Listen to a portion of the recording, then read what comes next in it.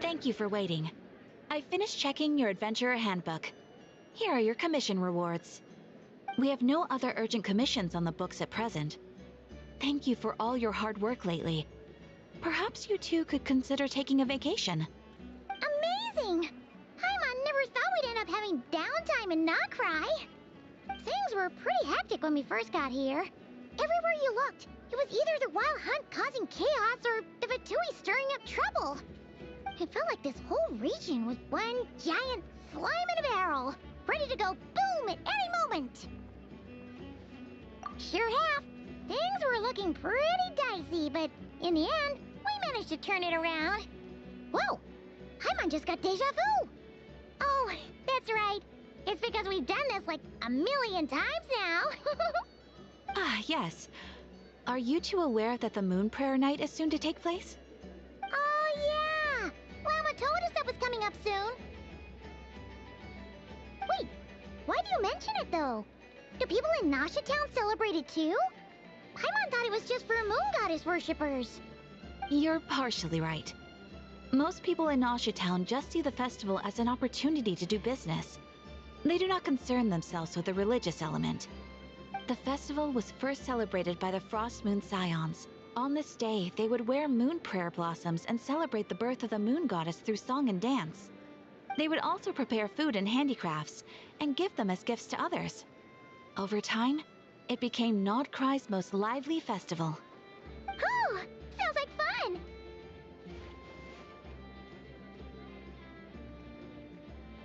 Great! Well, in the meantime, since Catherine doesn't have any commissions for us, let's focus on some personal business instead. When we first got here, you mentioned that this was where your spaceship landed? We didn't get to follow up on it at the time, because we got wrapped up in that whole rare situation, but now we can finally start investigating it properly. Well, there's a saying Paimon's heard around these parts, which goes, if you lift up a rock, you'll find something you weren't looking for. By that logic, you'll never find what you're looking for while you're searching, but the moment you stop looking, it'll jump right out at you. Could be worth a try though, right? Anyway, Paimon suggests we focus on other stuff we want to do for now, and just keep an ear out for spaceship-related intel as we go.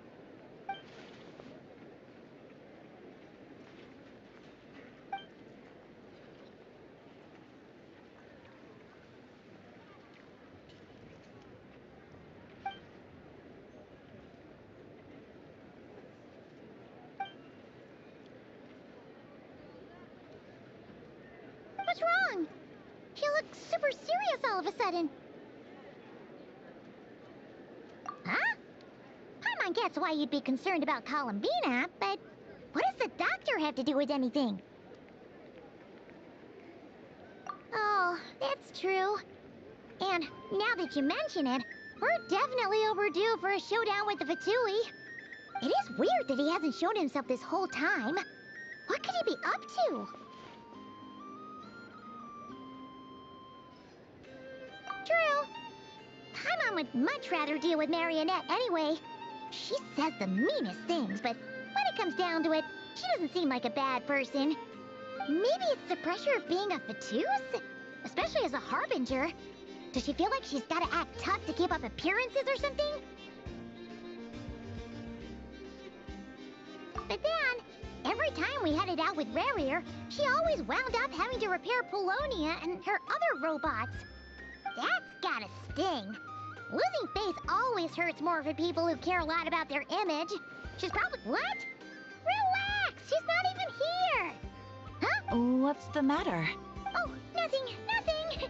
Sorry, we'll be on our way now. Where are we again? Oh yeah, Columbina? Right, yeah, let's go see Columbina.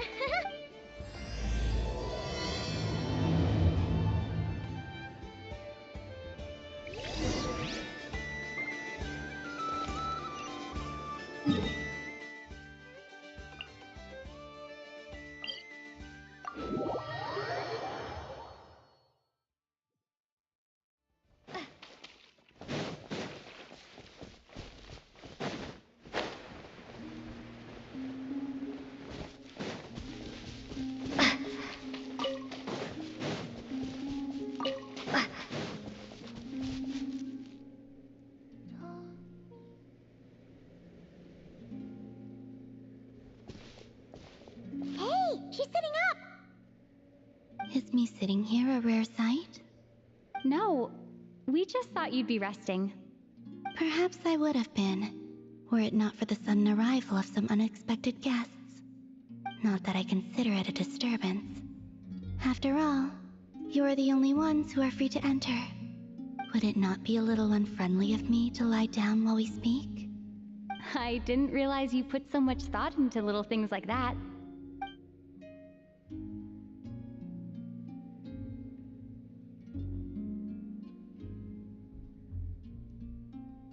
Only sometimes. There have been moments lately where I think about you and your companions. They are warm, mysterious, and cozy memories. Very few of my past memories are anything like that. They say that travelers return home bearing bags full of souvenirs. But my luggage was empty, and I believed it would stay that way. Return home? So, you're still planning on returning to the moon? Yes. This planet continues to reject me, reminding me that I do not belong here. If I remain in Teyvat, there will come a day that I disintegrate. And I don't mean reduced to dust, or turned into food for the flowers. I mean, I will cease to exist entirely. Alright then. Well, we're sure gonna miss you. But it sounds like we'll have to say goodbye. How do you intend to return? The moon prayer night is soon to arrive. On that day, the moon will be closest to Teyvat. The Kuvaki in this land will reach its peak at that time. I merely need to grasp the tide, and with relatively little effort. Oh, Paimon gets it! It'll work like a slingshot! You make it sound like she's gonna get blasted up to the moon. If I did that, I suspect I would crash into the false sky. I will be using a much gentler approach. But I do like the analogy. It's fun. You see? She gets Paimon's sense of humor. In the blink of an eye, the time has come to part ways. It does feel that way, doesn't it? Time seems to fly fastest when you are enjoying it.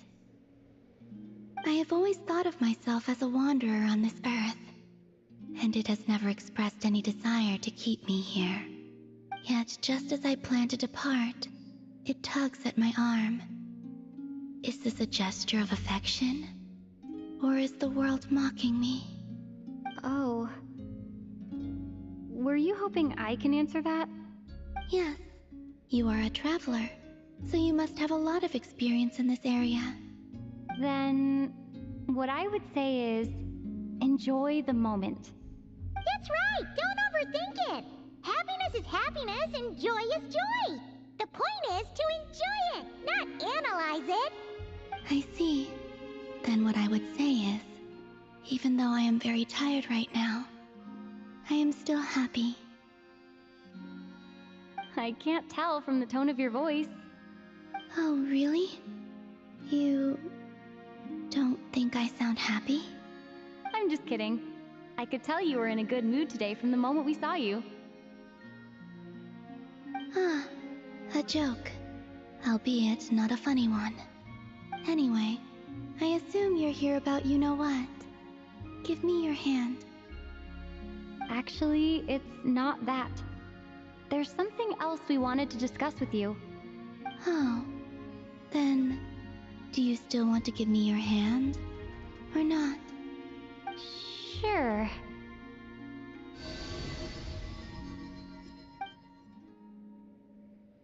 Thank you.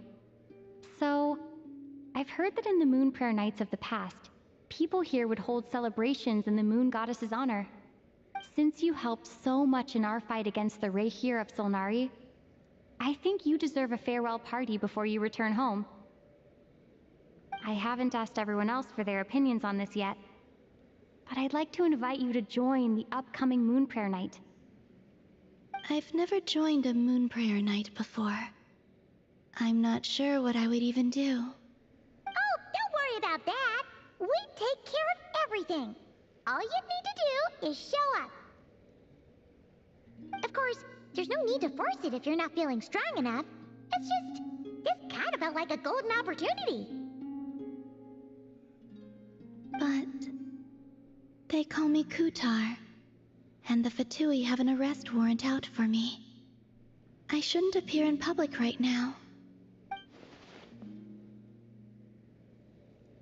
I'll make it work. You have my word. Yeah, we got your back. Well, she does. Paimon's actually not too sure what she's planning. All right, if you're sure. I will not refuse your invitation. I suppose it wouldn't hurt to pack a few more sights from this world into my suitcase before finally learning what my homeland looks like. Oh, if you see Lauma, please tell her that my answer to the question she asked me is neither yes nor no. Rather, it is. There is no need. That was kind of cryptic, but sure. Guess it's between the two of you. We'll pass along the message. Bye for now.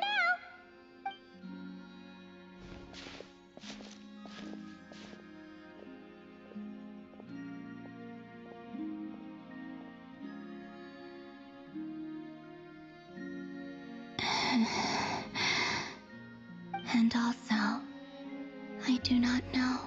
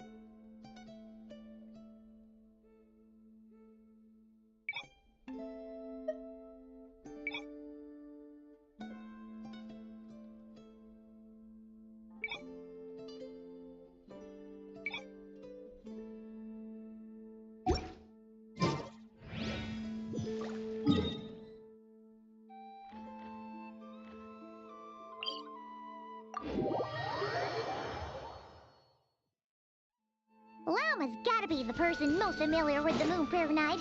We should start with her. Also, what exactly is your plan to keep her safe?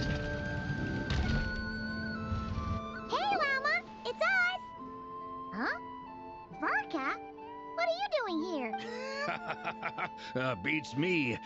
I had a bit too much to drink last night, and when I woke up, I was on Hisi Island.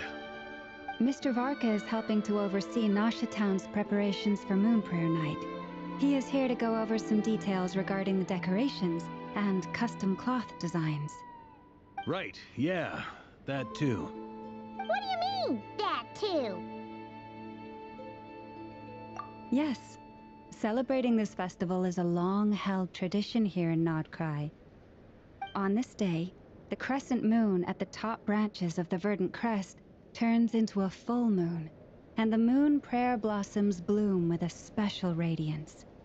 Our people take these to be blessed omens. It's an especially welcome event coming off the back of all that nasty business with Rare. Everyone got put through the ringer recently, and now they're looking to turn their fortunes around. The big shots in town all agree that a big, lively celebration is just what we need to rebuild people's faith in this place. No wonder Catherine said that people weren't so bothered about the religious element. That's right. It's become more of a local custom by this point. The celebrations have little to do with whether the religious stories behind this event are true or not.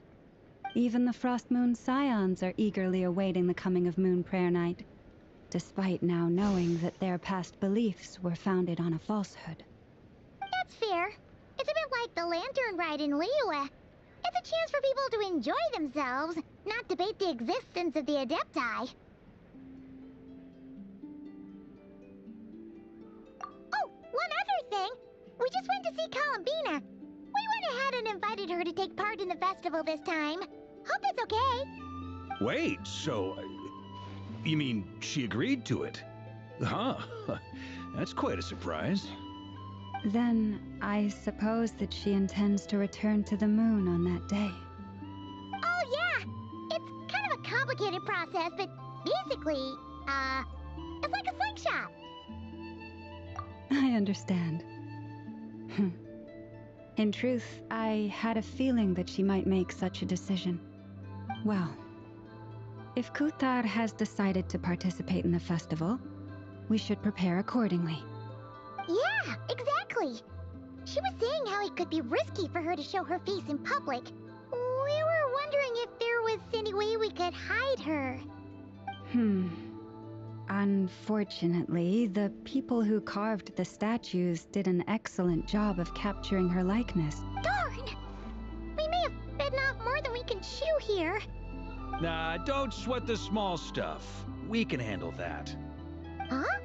Are you saying you have a plan? Not as such, no, but the most important thing with a festival is to keep the mood light and your spirits up. You can't go preparing for a festival with those long faces. You'll never convince anyone to enjoy themselves. The Mondstatter spirit is strong with this one. As it happens, I agree with Mr. Varka. Let's start by making our appreciation for Kuthar the beating heart of the festive atmosphere. And who knows, once we get the ball rolling, perhaps everything will just fall into place. Hey! Did you catch that? Llama said the thing! Or close enough, at least. I'm looking forward to the Moon Prayer Night already. We have a festival in Mondstadt called Windbloom, and you can always tell which couples are celebrating it for their first time by the smiles on their faces. Big, beaming smiles like their whole face is glowing. And I have a feeling we'll get to see that same smile on the Moon Goddess's face at this festival. Not quite the same, surely. Anyway, I'll take care of business in the city, but I'll have to leave the decor up to you and the Frost Moon Scions. No one else can capture that traditional aesthetic quite like you guys. But lastly, there's the final key element that brings the festival to life. Companionship. Before you leave, let me show you something that we've been preparing. Mr. Varka had asked to see it already, so you may as well tag along. Also, I have some further questions about Kuthar's decision. Not sure yet. I'll figure something out. What? Are you serious? And Paimon even gave you her... Huh? What's this? They sure look like they're having fun. I believe so. Kuhenki seem very skilled at playing drums like these, although I'm not sure where they learned it from. Maybe it's an innate talent? In their eyes, they're probably just playing with toys.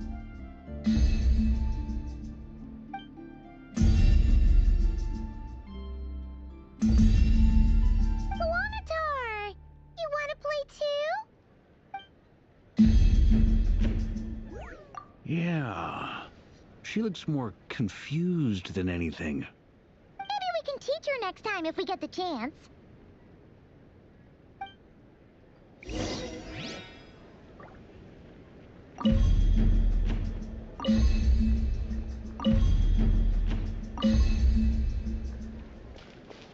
What are these floaty things? Moon veils. We hang them from buildings in the city during the festival. When you look at the sky through them, it creates a lovely misty effect.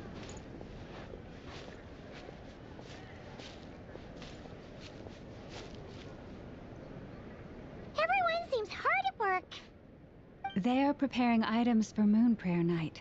For instance, the sculpture being made over here, Mr. Varka and I were just finalizing the details of where it will be placed. Ah, there she is. I didn't know the finished article would be so large. Not to worry, though. All the necessary arrangements have been made. Just let me know once it's ready, and I'll get some people to ship it over. You have my thanks.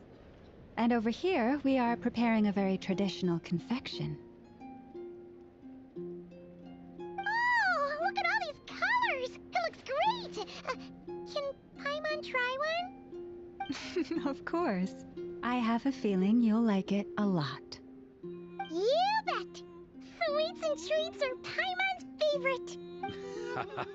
If you included those in the Feast of the Moon, I bet Paimon would have joined the Frost Moon Scions by now. There will also be verdant crests like this present in Nasha Town during the festival. The timing of Moon Prayer Night is not completely set in advance. We make a rough estimate, then observe the changes in the verdant crests and Moon Prayer blossoms to guide us. As such, the wait itself is a fun feature of this particular festival.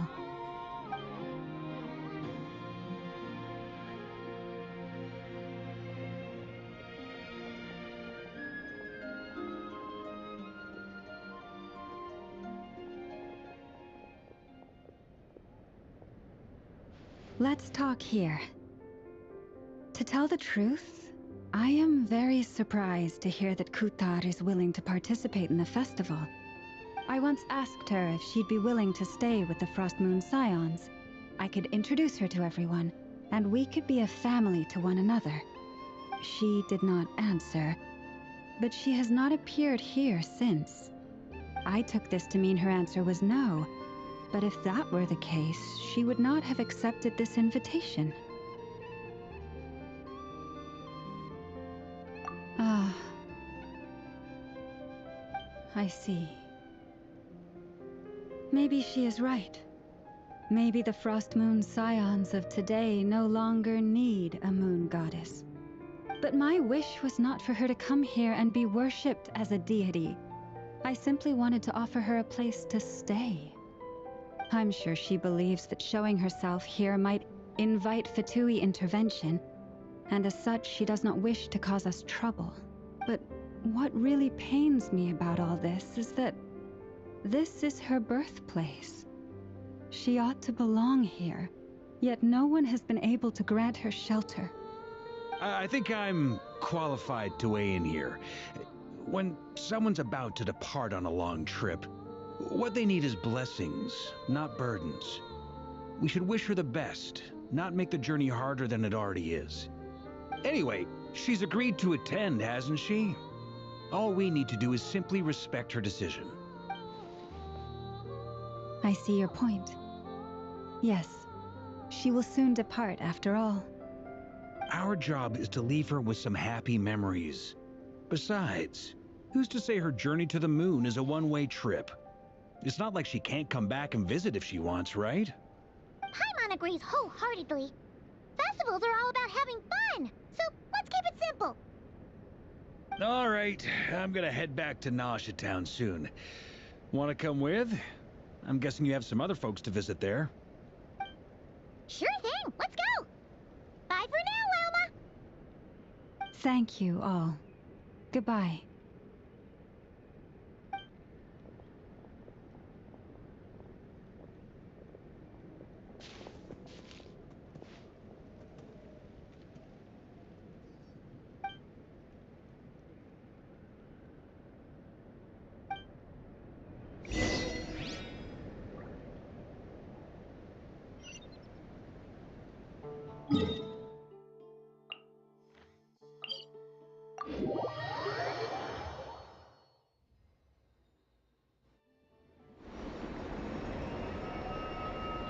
Huh?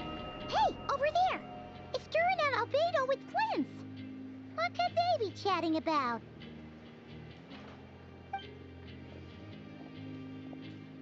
Your guess is as good as mine. Ah, Grand Master, and the Traveler and Paimon. Hello there. It's been a while. Perfect. We have some new volunteers for our investigation.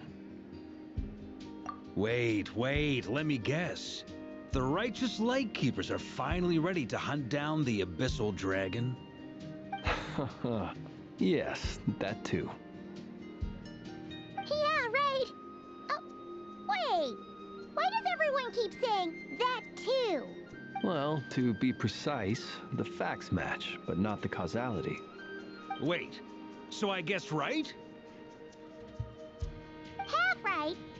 Don't act so impressed with yourself. Maybe I can explain. We ran into... Half right. Don't act so impressed with yourself.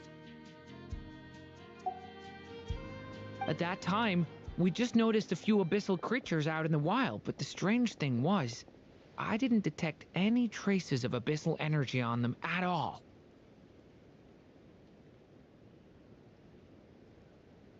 On closer inspection, we realized that they were not real monsters, but something akin to reflections in the water, or perhaps a mirage. Huh? What do you mean? Like, you could see them but not touch them? Exactly. It was very peculiar. They roared and tried to attack us, but we could not make any physical contact with them. I think I've heard of things like that happening in Notcry before, but I don't know much about it.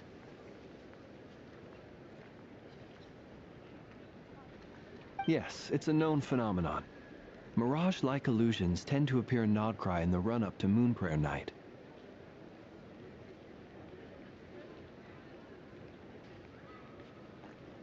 From a distance, they appear quite real.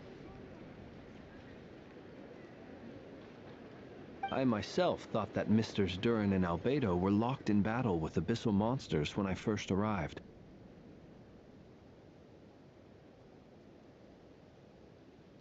But after sharing intel and investigating a little further, we can confirm that these illusions are harmless. There is no great cause for concern. All the Mirage stories I've heard are either animals, rocks, or small houses. Abyssal monsters, though? That's a first. It's a first for me, too. So I'm planning to look into it further just to be on the safe side. I intend to inspect a few more locations. What about you two? Any plans? Alice contacted me a few days ago. She'd like me and Durin to assist her with an experiment. But we lost contact shortly after receiving the message. I'm sure that comes as no surprise to anyone familiar with her. We don't know when the wind will blow, yet when the wind blows, we will know. That, in a nutshell, describes how Alice operates. Yeah, that tracks. Okay. Well, I suggest we investigate this Mirage business in the meantime. It's piqued my curiosity, and I'm pretty sure I know someone who will already be 10 steps ahead of us. Well... Right? Whatever's happening in Notcry, she always seems to be the first one to know. Let's go see what she knows. We can invite her and her staff to the festival while we're at it.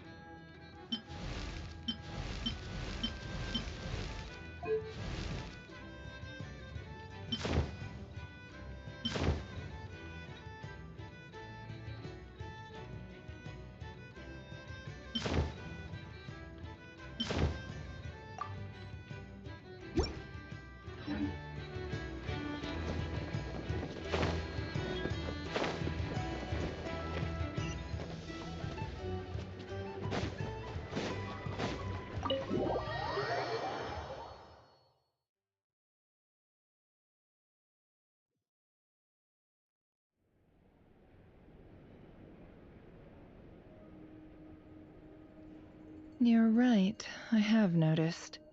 There's certainly something a little fishy about this situation. Only a little, though. Records indicate that this phenomenon can occur in the days before and following Moon Prayer Night. That said, it has always been a rare sight in the past. The odds of encountering these phantoms are similar to looking up in the night sky, happening to see a shooting star, and managing to make a wish before it disappears. But this time, either everyone's getting lucky, or they're appearing far more frequently than usual. Yehoda's out gathering intel as we speak. In the meantime, let me check off some points of interest. First, the Abyss. The ones we saw seem to be abyssal monsters. Indeed. But we have identified one location where many more of them have made an appearance. And not just monsters, but human phantoms, too. Given the scale and nature of the phantoms, it's almost as if someone's last memories are coming to life. Or perhaps the memories of multiple people. Oh. So you mean the phantom monsters are hunting down the phantom humans? Exactly. The phantoms can interact with each other, but we have no means of intervening. In addition, some of the human phantoms would seem to be from the very distant past. This is clear both from the clothing they wear and the stories they tell. They claim to be from Hyperborea, a name which I've heard from Lauma before. If this is true, it means they must be from 6,000 years ago. Did Paimon hear that right? 6,000 years? It sounds like this merits further exploration. That'd be a big help. I'll leave it with you, Albedo. My knowledge of ancient history is non-existent. I used to doze off every time the pre-Knights of Favonius era came. It's quite a miracle that you were able to understand these phantoms' speech, given how long ago they lived. I suppose you're right. But I'll leave the archaeologists to ruminate over that conundrum. As an intelligence broker, my sole interest is in the value of the information I gather. Which, in this case, hopefully means earning myself some good favor with our dear Lady Moonchanter. So calculating. Whew, this intel broker logic always catches Paimon by surprise. Sounds to me like we could split the work up. I think the abyssal phenomenon is best left to Albedo, Flint's, and me. Agreed. It coincides with my duty as a lightkeeper. For my part, I'd like to understand the Abyss better. Even a little knowledge would go a long way. This is certainly a rare opportunity to study the Abyss. But even rarer, perhaps, is the chance to make contact with the Ancients. The Curatorium will take the lead on investigating the Hyperboreans. We put in the work to learn what we know so far. It seems only fair that we get some quantity of exclusive intel. That just leaves our trusty team of 2 unassigned. Since you became an honorary knight, of course. This was part of my grand plan all along. Oh yeah, by the way, we managed to convince Columbina to come to the Moon Prayer Night celebrations. Would you and Yehoda like to join too? She agreed to that? Huh. Quite an achievement. Never underestimate the traveler, I guess. I'd be happy to join. No point shutting myself inside when the streets are all decked out. I doubt any clients will be visiting during the festival in any case. And Yehoda loves a party, so I'm sure she'll jump at the opportunity. No. No. No. No. No. No. No. No.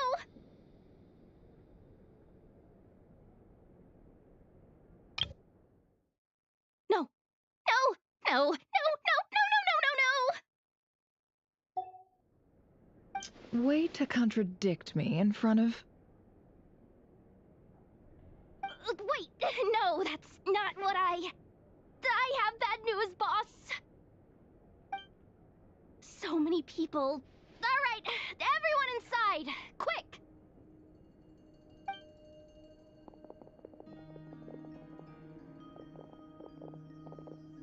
This is gonna sound crazy, but hear me out. I saw one of those phantoms at Star Sand Shoal, and it was some sort of flying ship. Like a spaceship? That's gotta be the one you came to Tibet in. You said you saw the same thing through the moon marrow, right? Huh? You already know about it? Ugh, I thought I was gonna blow people's minds. Turns out I'm the last to find out. Wait, back up. You came here in a spaceship? Now my mind is blown! What's it like on the inside? Was it like flying through space? I want to know everything! Yep, exactly. Huge discovery. You're the best, second best intel broker in the world. After your boss, of course. Wow. Really? Well, I don't know if I'm all that, but... I guess that decides where we're heading next.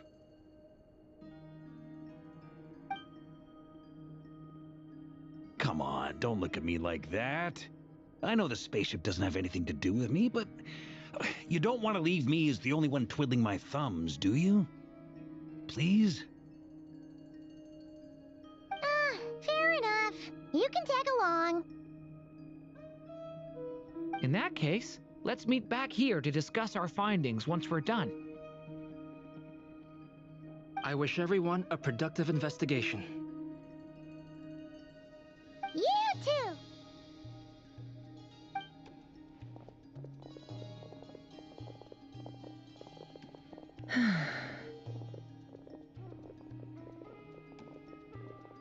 What's up, boss? Aren't we gonna head out? Tell me, Yehuda, when did the Curatorium start giving out intel for free? Oh, sorry, boss.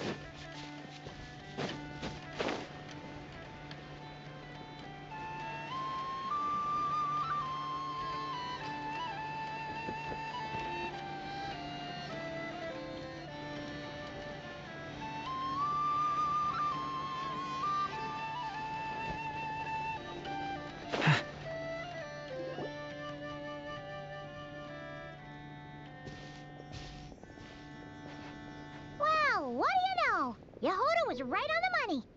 This Phantom really is your spaceship. But that's so weird. Why would it show up here? Is it some kind of projection?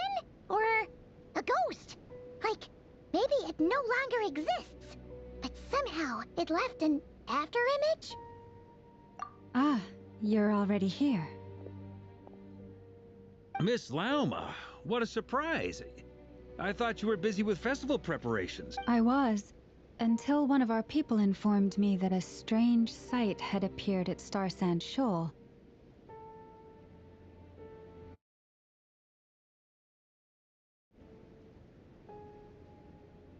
No one's ever seen something quite like this before. I thought I should see it for myself. Same here. Oh, so we heard that these things appear around the festival period. Any idea why that is? Unfortunately not. We have very limited information about them, since they can't be interacted with. And no human phantoms have ever made an appearance before now.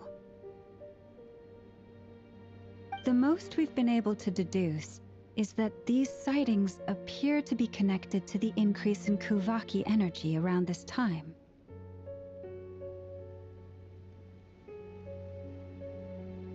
Yeah, seems like that's all we can do.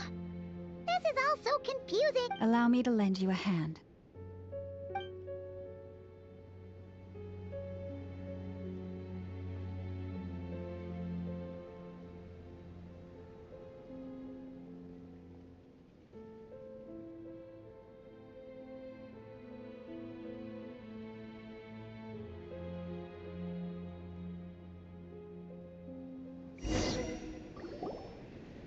Everyone, our friend here should be able to provide us with some information. Is that a phantom Rhyme-horn deer? I've heard about how the Frost Moon Scions live in harmony with the animals and can even communicate with them. That's coming in handy now, for sure. Okay. Yes, I understand. Then how...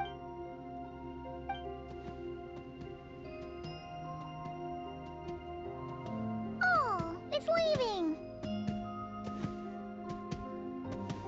It appears to share our curiosity about this giant spaceship, so I asked it if it wouldn't mind investigating along with some friends. In return, I told it about some nearby spots where the wild fruit grows abundantly. We may live in a different era from these phantoms, but I trust that the terrain, climate, and ecology here are more resistant to the effects of time than some things are. Let's give them a moment and hope for the best.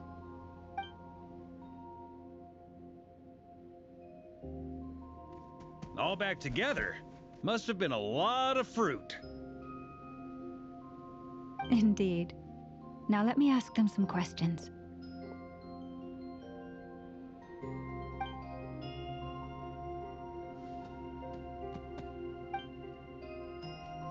It did find a lot of wild fruit, enough for them to feast for a long while.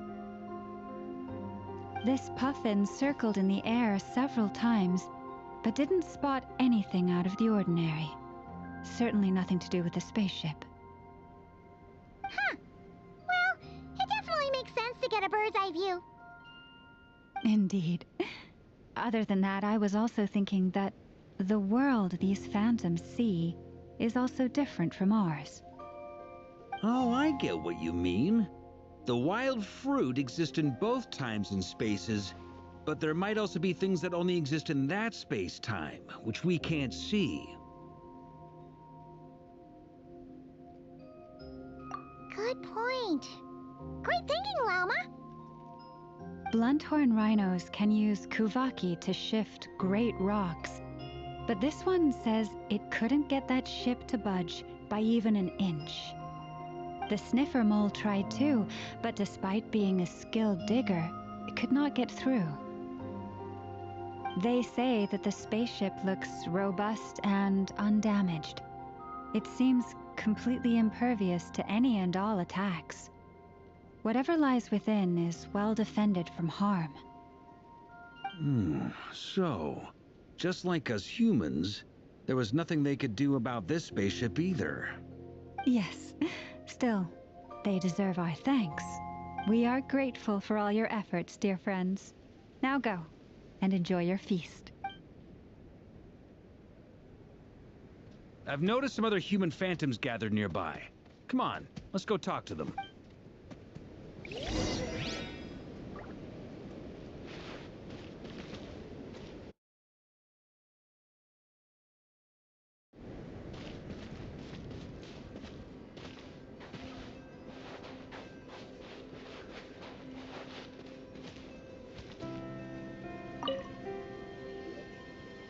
What is this thing?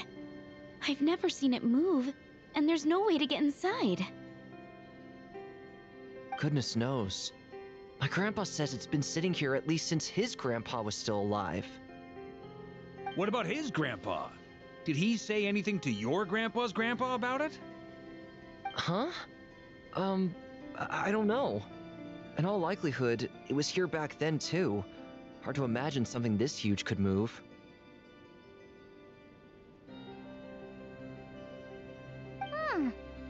Guess that means that as far as they're concerned, this ship's been around a long time.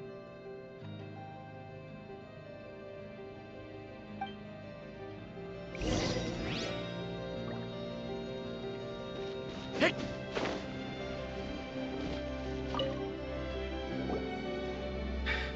Come on, brothers. If we can get even a small chunk off of this thing, it's gotta be worth a fortune. Today is the day we strike it rich. Huh? You mean Paimon? Yes, brother, I shall join you. Let's make our fortune. We should go with them. What the? This thing is crazy tough. I can't even scratch it. What's it made of? Sorry, brother. Looks like we'll have to seek our fortunes elsewhere. Enjoying yourself? I was just seeing if I could influence this phantom's perception by playing. But nope, no dice.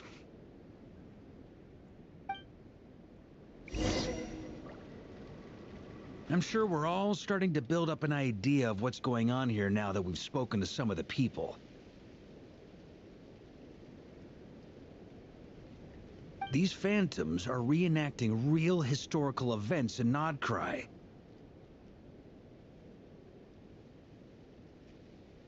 It's almost like we're in some kind of interactive stage play. We can talk to the actors, but the plot is fixed, and we can't influence it. It makes sense.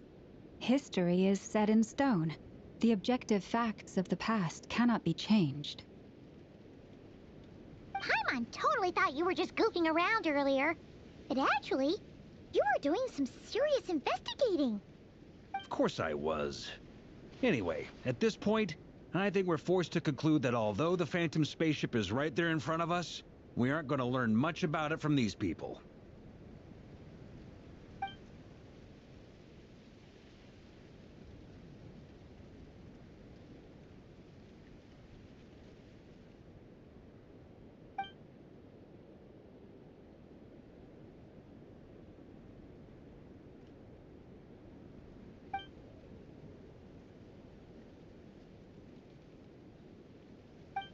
Don't be discouraged. If nothing else, this is proof of the ship's existence. And think about it. So many people tried to hack their way inside, but no one could get the door open. It's made of very tough material. To me, that says that we'll either find the ship itself or the story behind it. It's just a matter of time. Huh. Every now and then, when Varka gets serious, he actually does seem like Grandmaster material for once. I wonder how the others are doing. Let's head back for now. Sounds good. Also, drinks are on me if Team Knights of Favonius is the first to finish. Wait, we have a team name now? Am I in Team Knights of Favonius as well? You're very welcome to join. We've even got a cathedral ready for you.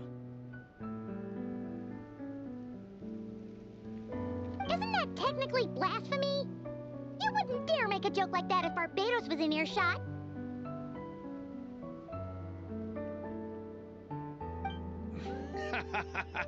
Nah, I'm sure Barbados doesn't mind a little harmless blasphemy once in a while.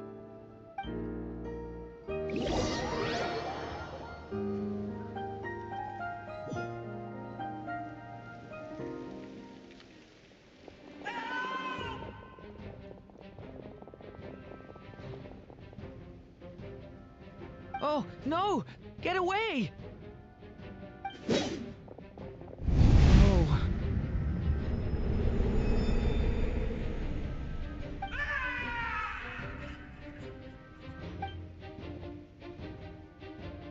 I know it's hard to stomach, Mr. Duran. But as I'm sure you've noticed, there is nothing we can do to intervene in that which unfolds before us. But we have to at least try. And try you have. But are you aware of how many unsuccessful attempts you've made now? I wasn't keeping count. I'm afraid this is the 39th failure so far. Or the 5th if we're only counting this particular victim. There are no indications that these phantoms may be altered in any way.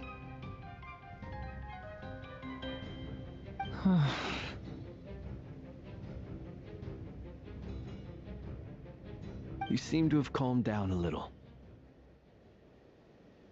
I'll make us a fire. You should rest and have some water. Feeling any better now, Mr. Duran? May I ask a few questions?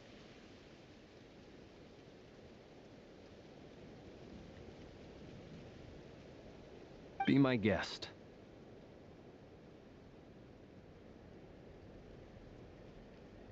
What exactly are we witnessing here? What happened to those people? My guess would be that we are seeing Nodcry during the Conrian Cataclysm. Would that be accurate? Conria. That is correct. As you know, once the Abyss senses even the tiniest crack, it floods in and spreads like wildfire. There was a time in the distant past when it permeated all of Nodcry, causing immeasurable harm. The people paid a terrible price to heal this land. Then, 500 years ago, the whole of Teyvat suffered an abyssal disaster. Once more, Nodcry was dealt a devastating blow. I see.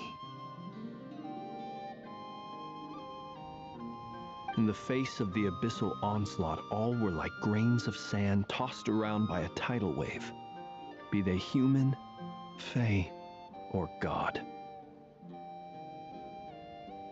The moment you witnessed is but one drop in a whole ocean of catastrophe. All right. I guess that answers my second question, too. I wanted to know why there's nothing I could do to help them, and that's because what we are seeing is history. That would be my guess as well. As I understand it, history and fate are not all that dissimilar. The latter may be unseen to us, but both are immutable. Yes. Fate was determined long, long ago. I still have a couple of other questions for you, Mr. Flintz. You mentioned more than one abyssal disaster that has struck this land in the past. How can you be sure that what we're seeing is from the Conrian incident? And also, how are you able to stay so calm when you're talking about these events? From everything I know about you, you're not cold or ruthless, and you're not indifferent to the suffering of others. Alas, I am forced to show my age. I must be 600 or 700 years old by human measure. Wait, so you... One is not easily moved by history when one has witnessed the truth firsthand. I'm sorry. You needn't apologize. Your passion is a good thing to have. Treasure it, because someday you may find it in terribly short supply. Now, at the risk of offending you, I have a question in return. Your curiosity toward the Abyss, is it born from hatred or because you sense its call? I only ask because I kept a fragment of Rerear's body in my lantern for a short time. Specifically, his heart. So I know what a burden it can be to carry the Abyss with you. And I hear its power growling from somewhere within you. In my eyes, your mere existence is a miracle. My honest answer is... I don't know. I don't think I have the confidence to say for certain. What I will say is the Abyss is not the only issue that haunts me. Even before I became who I am today, The question dogged me constantly. Should I even exist at all? My doubts remain unresolved. But when we fought Rerir, something became a little clearer to me. Sometimes it is the darkness within us that allows us to achieve the impossible. I certainly got the sense from your 39 attempts that you were trying to achieve the impossible. It sounds like you've resolved to see the truth for yourself. Absolutely. In that sense, he and I are quite similar. Then I wish you every success. I look forward to the day of your transcension. Well, if everyone's caught their breath, I suppose we should head back. Oh, and one last thing.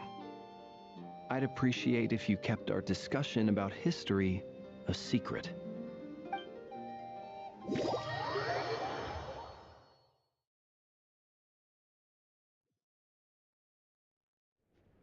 Incredibly, our separate investigations led us all to the same conclusion.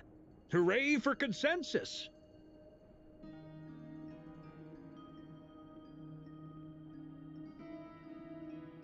Yeah, but we barely learned anything though. I totally thought this would be the mother lode. Talking with the ancients? I mean, come on! But nope, all we got was useless snippets of conversation. And all this stuff about moons and hyperopia. What a load of baloney. Seems like people back then had a few screws loose. I understand your frustration. We found the same issue. Each phantom only showed a very brief moment in time. There isn't much value to be found in these miscellaneous fragments of a civilization's history, no matter how glorious it may have been. If there's a silver lining, it's that these phantoms are harmless to the present reality. They shouldn't get in the way of the festivities. Paimon agrees. And not just because it's the first thing she understood in this whole conversation. You look disappointed, Nefer. Is something the matter? What do you think? We all worked our tails off, but the only one to gain anything from it was you, Lady Moonjanter. Well, please do share the Hyperborean records with me. I will gladly inscribe them in our people's documents. Oh, duh! Yeah! That was it! Hyperborea! Hyperborea. I'm serious. Only an expert in the Frostmoon Scions and their history can turn these records into valuable research material.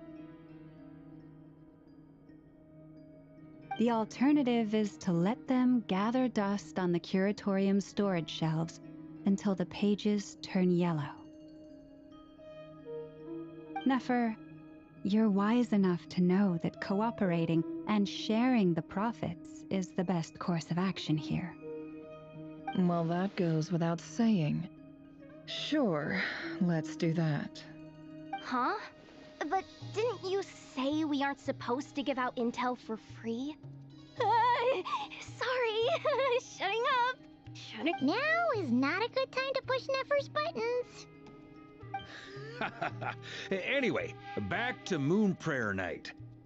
I'm thinking that we should prepare something a little special, aside from the usual decorations and so on. You mean a parting gift? Can't go wrong with food. Although, does food go bad on the moon? Perhaps a lantern would be a better choice. It might be dark up there. It could prove difficult to light a lantern on the moon. Magical stones might serve that purpose better. What about a clockwork mecha model from Fontaine? I've got a whole bunch at home. I use them for fighting practice in my free time. None of these sound like things she would be even remotely interested in. But we don't interact with her enough to know what she likes. Yeah. It would really save us the guesswork if someone could find out what she's into.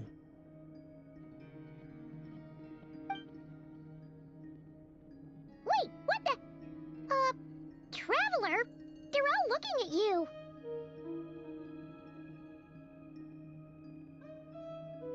Great! Haha, problem solved. Now, I need to stop by Dory's. Gonna need her help sourcing a bunch of stuff for the festival. Then let's leave it there for now. We all have our own business to attend to. Traveler, if you...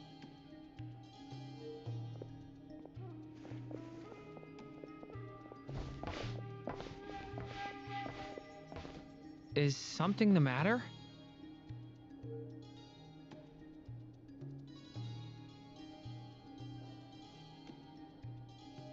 I'm fine. It's just... I'm still feeling a little rattled after witnessing the horrors of the Abyss. But it's okay. This is something I have to work through. I'll be all right. Thanks for your concern. Well, don't put too much pressure on yourself. If you ever feel like something's wrong, physically or mentally, we're here to talk.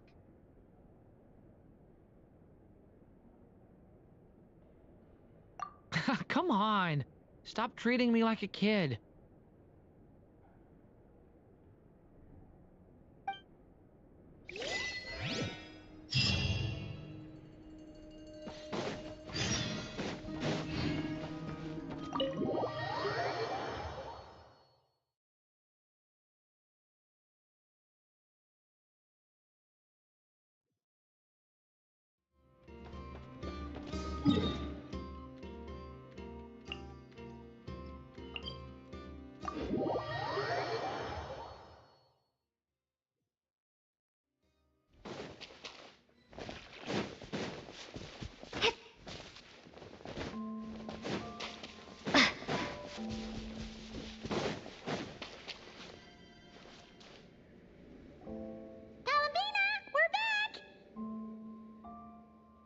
Huh? She's not here. Weren't there a few Kuhenki here last time, too? Where did they all go? Walkies? For Kuhenki? You're not pets, you know. Oh, well. Looks like we just came at a bad time. Let's try again. There's still a few days until Moon Prayer Night, so we're in no rush. Besides, she needs time to rest anyway.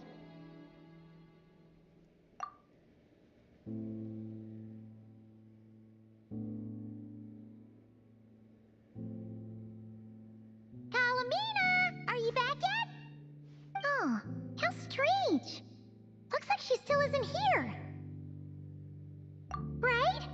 It's not like her to spend so much time outside, especially since she's worried about attracting unwanted attention. What about Luonatar? Luonatar, you there? Hey! Do you know where Kalambina went? Sorry, didn't understand. But if you know where she is, could you take us to her?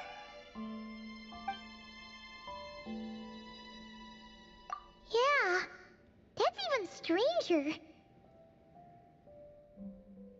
What about him? Oh, that's not good news. They change and it gets weaker, right? And they look super pale right now. Good idea. She might know what's happening.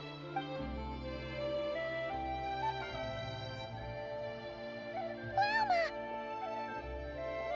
Ah, it's you. How is Kutar? Is she okay? No, she hasn't. I came here to check on her after I noticed the flowers had changed color. Based on past precedent, she must be very weak right now. Even getting up to walk would be a struggle. It seems unlikely that she wandered off outside. Not to mention that she doesn't do that at the best of times either. So yeah, this is super weird. No. Very few people are in the know about Kutar's whereabouts. And if anyone suspicious had visited, they'd have left some sort of evidence. Come on, let's go to Nasha Town. If anyone has seen her, someone there will know about it. It's not Cry's information hub after all. Makes sense. Let's go!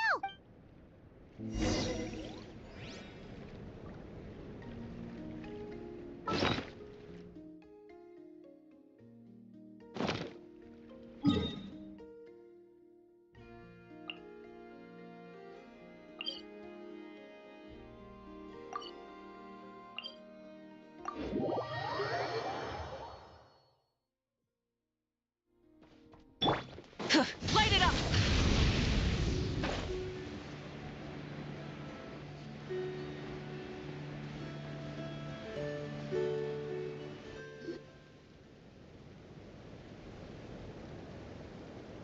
Wait a moment. Is it just Paimon, or is this stall kind of suspicious? It's never been here before, right? No, I don't recognize it.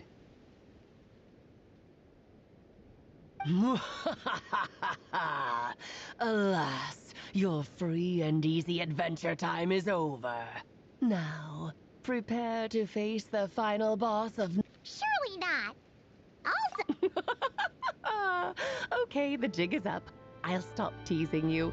Turn around. I'm right behind you. It seems I've managed to leave quite an indelible impression, even though you've never seen my face. Ah, nothing could make a great mage more pleased with herself.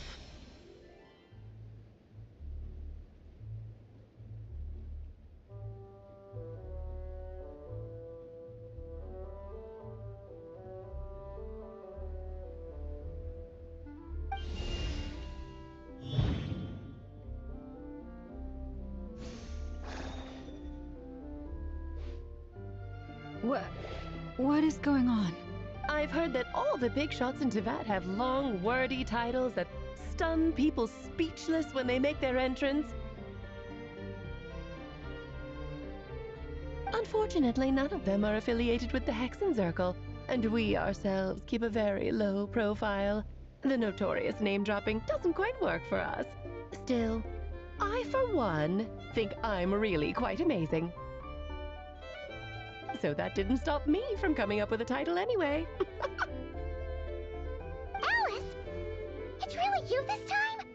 Not a lantern or a Dodoko, but Alice in the flesh? Ah, that's right. So, what do you think? How does it feel to finally meet me? You look like... What is that supposed to mean, I'm the mother of Klee, Teyvat's #1 cutie. How old could I possibly be? So she's a friend of yours?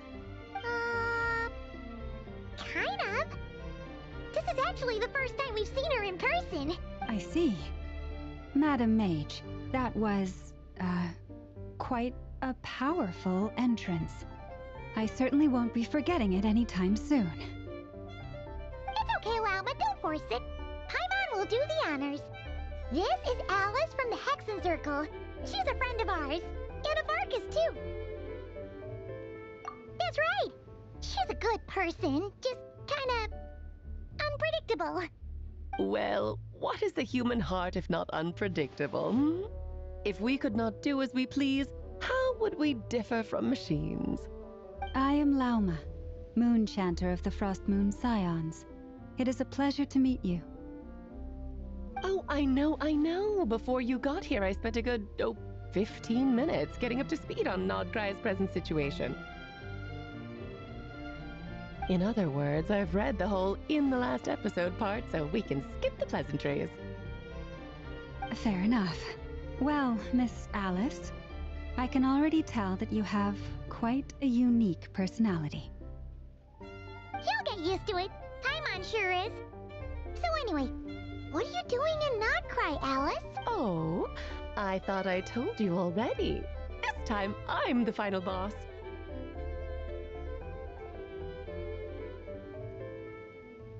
And what a formidable foe I shall be. Powerful, confident, decisive, and good luck finding my weak spot. You will never succeed.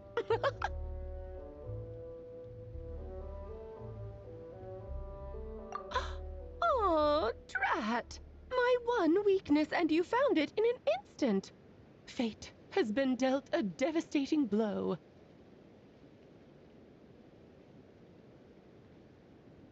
Thus falls the great Dodo King.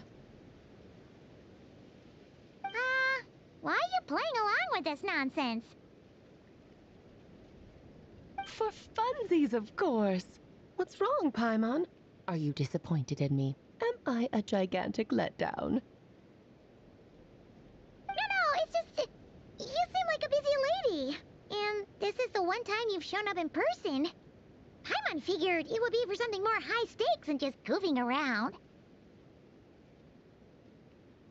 You're quite right.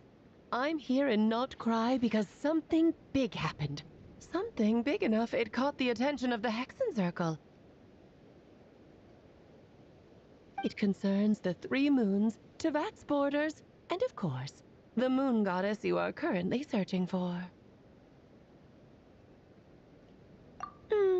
Kind of. Why don't we discuss this over a pot of tea? My main reason for coming on this trip to Tevat was, of course, to have some fun. But I do technically have a job to do as well, namely, maintaining the stability of Tevat's borders. I'll skip over the complicated parts, but to sum it up, abyssal energies are all that lie beyond Tevat's border. We'd find ourselves in a real pickle if they ever made it through. And the phantoms you've been seeing are a sign that the border has been disturbed. No wonder they tend to show up around Moon Prayer Night.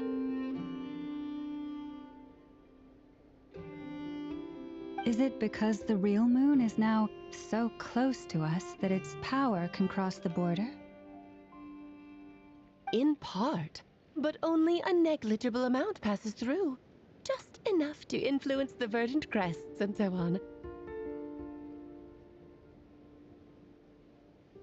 And as you've noticed, there has been an unprecedented number of phantoms appearing this year. The influence of the moon beyond the border cannot explain this. No, there is another far greater factor at play. The trilunar syzygy. A trilunar syzygy? Eons ago, before the heavenly principles came to Tevat, it was the then 3 moon goddesses who controlled the laws of this world.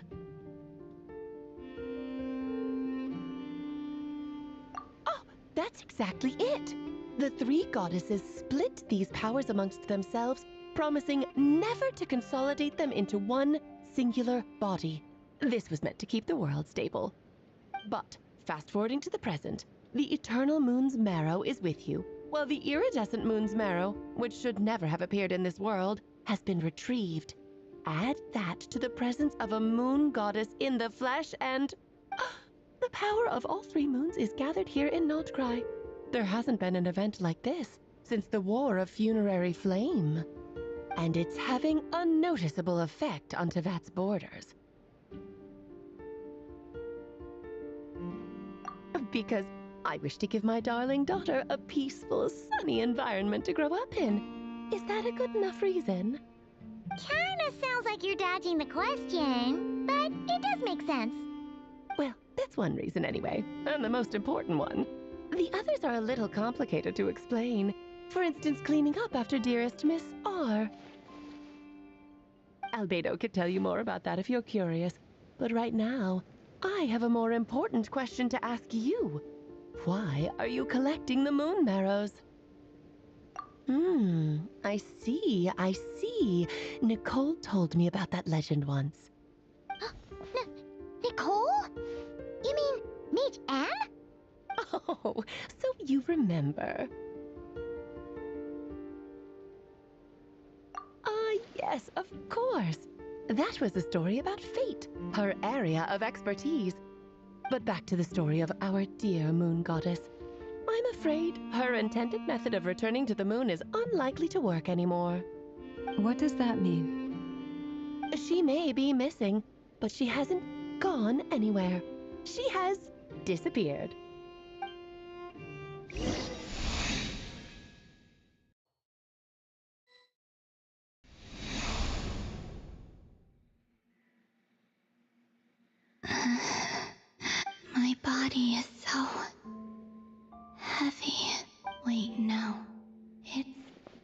My mind that's heavy. My arms and legs are as light as a feather. What's happening to me? I feel drowsy, like I've been asleep for too long. Is it daytime or nighttime? Is the moon out? I think I'll go for a walk.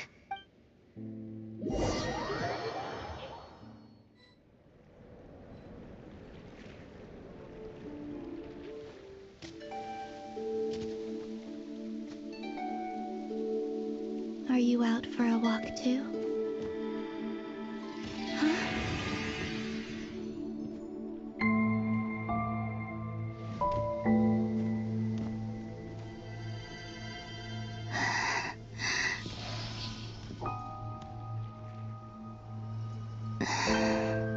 The day has come at last.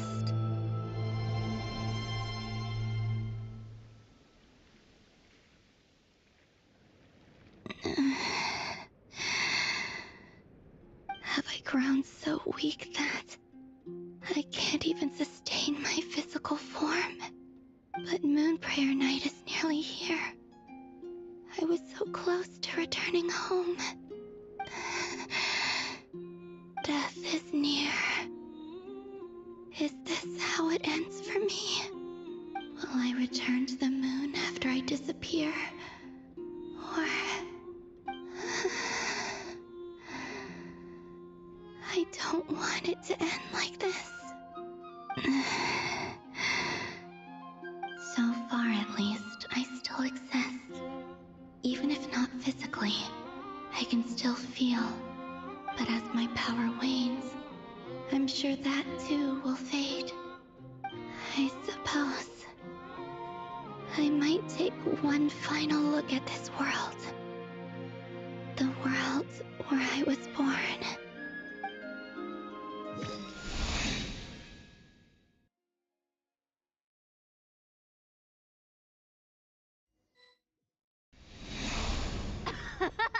Come on, come on! Wait for me! The Frost Moon Enclave. How much it has changed since I was born. These decorations, they're so heavy. It's times like this when you kind of wish men could be priestesses and acolytes. How fascinating. I've never had the chance to be privy to people's private lives in this way. In the past, people would get so solemn and serious the moment I showed my face. Like they were frozen stiff. Karina, Lametti, it's time to eat. Coming. I want to watch them a little longer.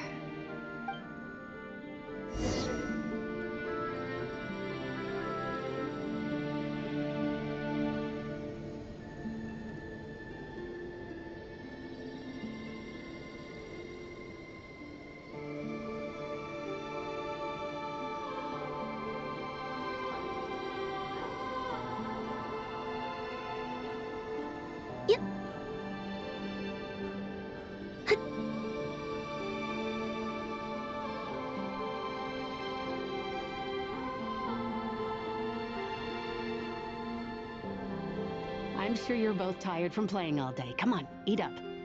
A plain, humble meal. That has always been the way of the Frost Moon Scions. Huh? How come Lametti got a midsummer berry dessert? I always get Lockaberry. I don't mind sharing. You can have a bite of mine if I get to have a bite of yours. They're sharing food? I've never shared food with anyone before. Even at the Harbinger tea parties, everyone just ate off their own plate. And when I couldn't finish my food offerings from the Frost Moon Scions, they'd leave the leftovers out under the moonlight for the animals to claim. Hey, that was 2 bites. Oh, then you can have another bite of mine. Oh, you too. Oh, don't fret now. Here, have some of Granny's too. So this is what it means to be family.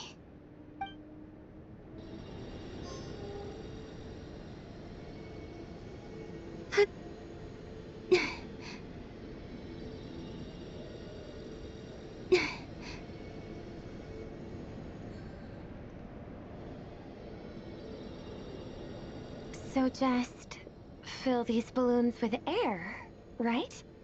Yep. Try a couple now to test things out. The rest can wait till Moon Prayer Night. Think fast. Rita! Teasing an acolyte of the Frost Moon Scions? Surely that's a punishable offense. Take this! Huh? Alright, enough horsing around. Lady Lauma gave us a task. We should get back to it. The task is just to check that the balloons don't leak, right? Doesn't matter if we fill them with air or water. Okay, you got me there. And you got me there. But still, we can't use all the balloons before the festival even starts. We won't use all of them. And as long as Lady Lauma's trusted acolyte doesn't snitch, this can stay as a little secret between friends. A couple more can't do any harm, right? Oh, you menace. Then, think fast! Is pumping a balloon full of water really so much fun?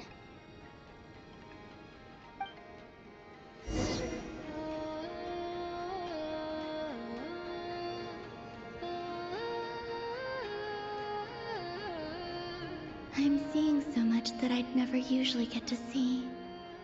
They'd never act like this when I was around. It's nice, being able to just watch people in peace in these final moments. What a rare opportunity. I think I'll go take a look around Nasha Town, too. Maybe the Traveler will be there.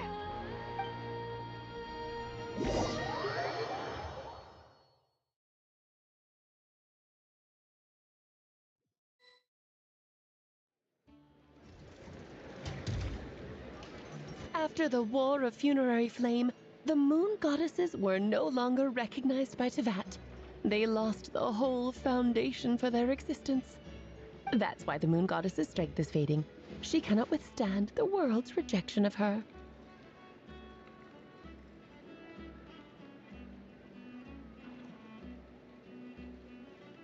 To be more pedantic about it, the Moon Goddesses did something to offend the heavenly principles, and that's why they were ousted. Something of a recurring theme in Tevat's history. Theoretically, speaking so candidly should put me in their crosshairs too, but they can't tell me what to do. I'll say whatever I want. Anywho, the Moon Marrow energies were but a drop in the bucket for her, and that battle against the Ray Hair of Solnari only weakened her further.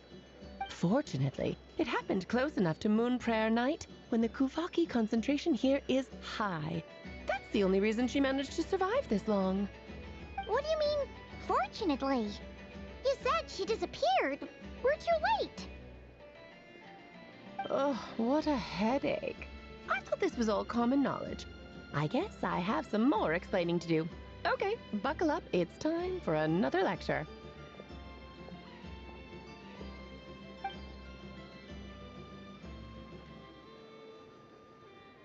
Now, I said earlier that the Moon Goddesses lost the foundation for their existence. The reason for that has to do with the natural order. Basically, the rationale for their existence in Tevat was lost. The same logic applies to the present Moon Goddess, too. Consider her existence so far. Her comrades in the Fatui called her Damselette. And she was worshipped as Kutar by the Frost Moon Scions. But these connections have now been severed, whether by her hand or yours. So, the rationale that once sustained her existence.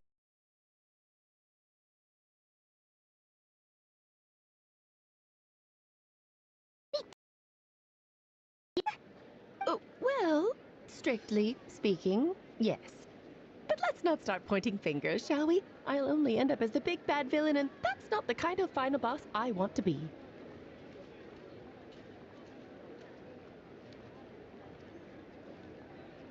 Of course I do. I'm only the greatest mage in the whole entire world. Now, if you wish to find your moon goddess, there are two problems we need to solve. Firstly, we'll need to strengthen the connection between her and Tevat, at least enough to sustain her until Moon Prayer Night. Strengthen her connection? But does that mean I'll have to rally all the Frost Moon faithful behind this? I'm afraid a bygone faith and a former home won't be of any help to her now. Do you? Her name? Yes. Names are very important things. A name is a fundamental concept that anchors one's entire existence. Then your first job is to find it. As a moon goddess, I'm sure she must have a name she identifies with. Neither Columbina nor Kutar is her true name, and she's never really accepted either of them. So, finding out her real name is enough to sustain her existence? Yes, I know it sounds like a small step, but every journey begins that way. So for now, that's all we need to focus on. The second problem is with her plan to use the moon marrows to return to the moon. Unfortunately, piercing through the false sky will take an enormous amount of power. Given her current condition, she won't be able to provide anywhere near enough power, even if she recovers her physical form. But no need to fret. Nicole's the expert in this field, and I'm sure she'll figure something out. Wait, Mage N is going to help us out too? That means we've got 2 Hexacircle mages on the case. This is turning into a pretty big deal. Actually, this is more of a side quest for me. Like you said, I'm a busy lady, so I can't stay for too long. I'll have to return to Tevat's border soon. That's the upside you get for looking out for my little Klee. Hopefully that will incentivize you to carry on keeping her company in the future. Anyway, jokes aside, you'd better get moving. It will take quite a miracle for the moon goddess's consciousness to hold out till Moon Prayer Night. Oh, I suppose I might as well tell you where Nicole is before I leave. Off you go now. Time to meet your new friend. Oh, yes, and a little suggestion. Don't forget to mind your heads. What?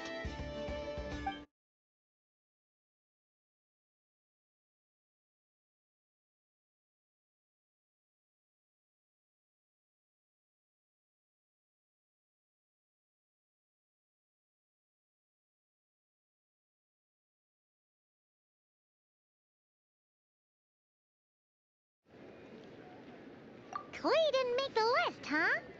Of course not. Klee is my pride and joy.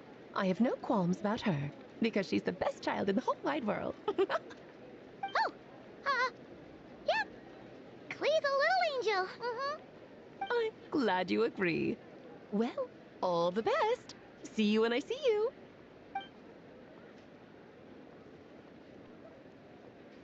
She left in a hurry. Yeah, she didn't pack up her stall. Should we handle it for her? I must say, I'm now...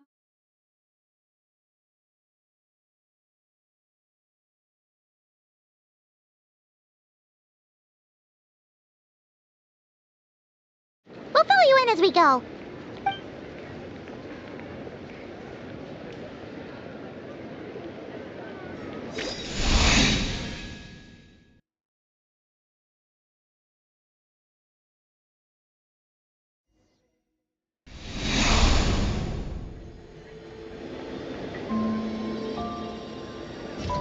What a lively place.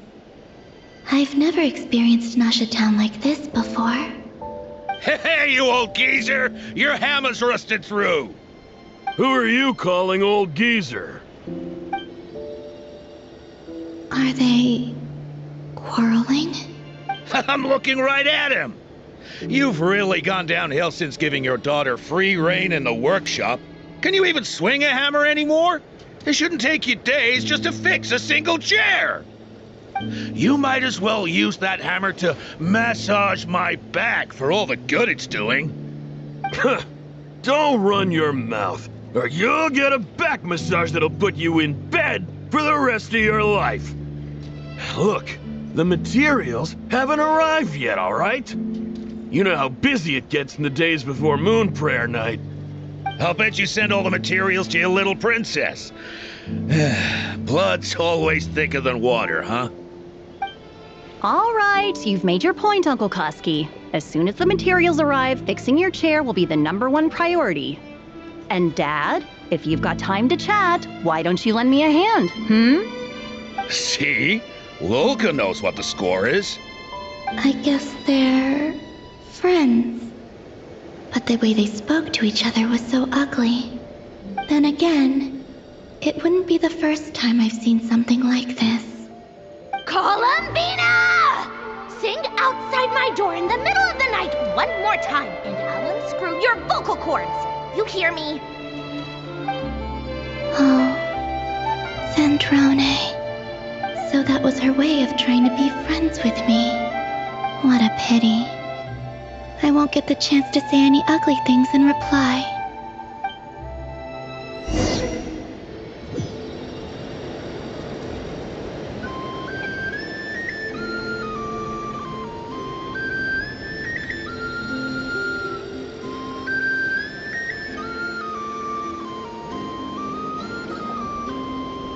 Hey, have you decided what to give her for Moon Prayer Night? I sure have. She's gonna get the surprise of her life when she's least expecting it. Then I'll whip out the ring and pop the question. The surprise of her life. What a fun turn of phrase.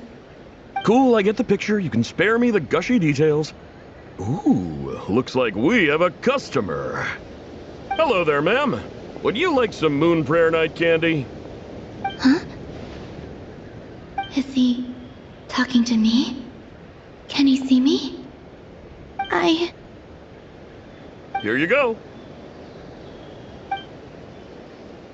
Oh.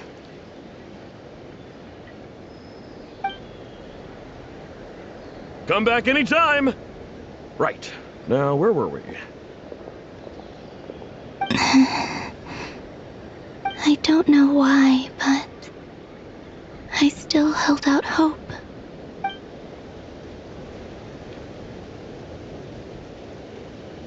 The most important thing right now is to find that mage. This name thing seems super important too, but where do we even start looking? I'd better go pay the Fatui a visit.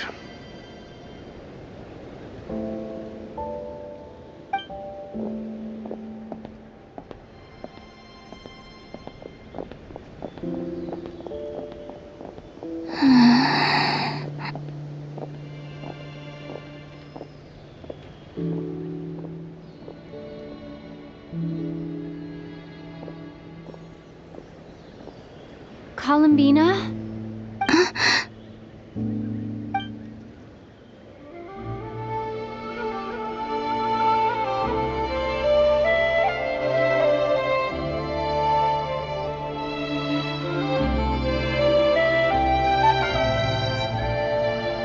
Traveler? Let's go! This is no time to be spacing out!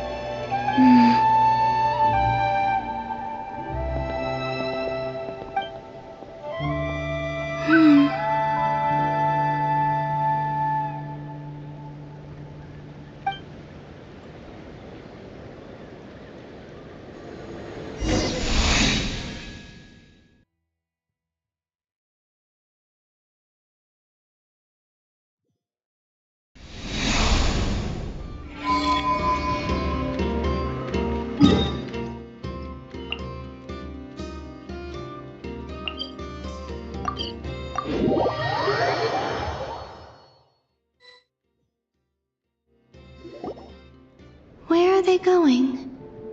They mentioned a mage and a name? So, Mr. Varka, are you acquainted with this Nicole? Or should I call her Mage N? Not really. We've never met, though she has come up in conversation. From what I've gathered, Alice kinda took Nicole under her wing. Taught her how to speak in a more ladylike fashion, that kind of thing. Huh. Hard to imagine Alice as an etiquette coach. Yeah, Alice is a larger-than-life personality, I'll give you that. But then again, that's why she's able to draw such an eclectic mix of people into her inner circle. If I remember correctly, being an interesting person is actually one of her main entry requirements. So, if you ever wanted to join the Hexenzirkel, I'm sure you'd both be eligible to apply. Hey! Don't go around making promises on Alice's behalf! I wouldn't dare. I'm just trying to paint a picture of the Hexenzirkel for you. Okay, sure. Anyway, since none of us have ever met Nicole, how are we supposed to find her? We can't just go up to every woman in sight and ask, "Hey, are you Nicole?" Maybe something she's wearing will give it away? Like a windbloom pinned to her chest or something. Wait a minute. Alice never said Nicole was from Mondstadt. Oh, true.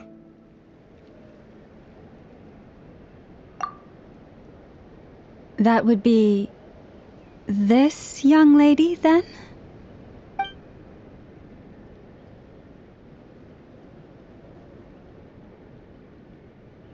Hey there!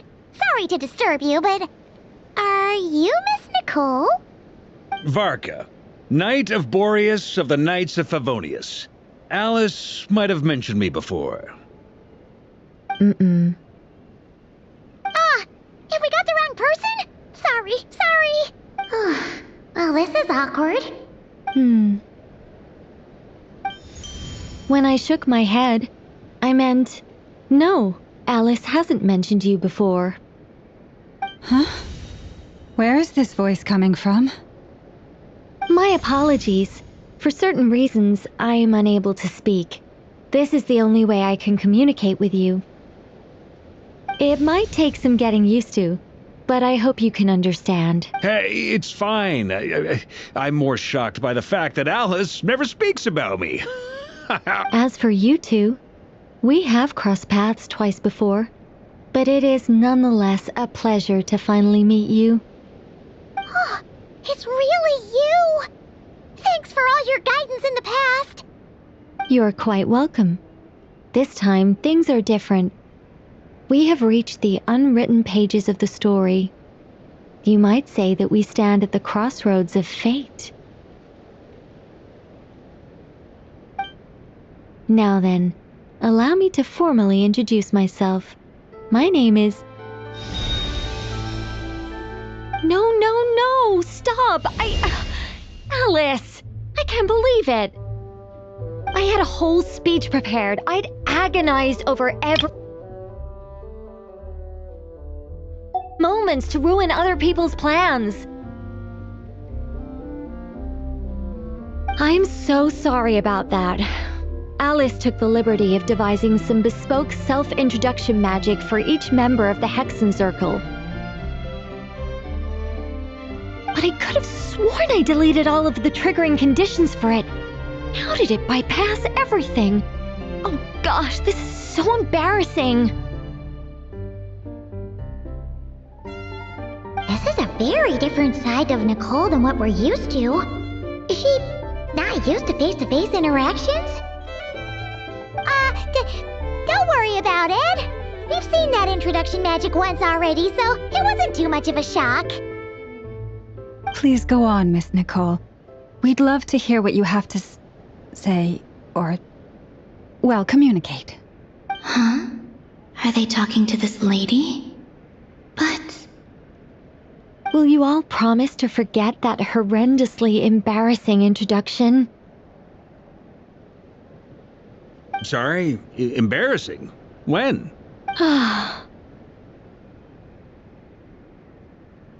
Yes, my name is Nicole, and I am one of a very few angels who have retained both their preferred form and their power. The Traveler and Paimon should be no strangers to this concept. There is another of our kind in Natlan. They call her the Lord of the Night. her. Yes. Well, I have retained more of my power than she.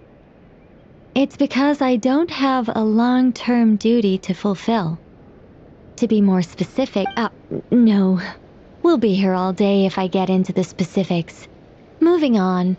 If I'm not mistaken, you are here because you wish to learn how one might reach the moon beyond the sky.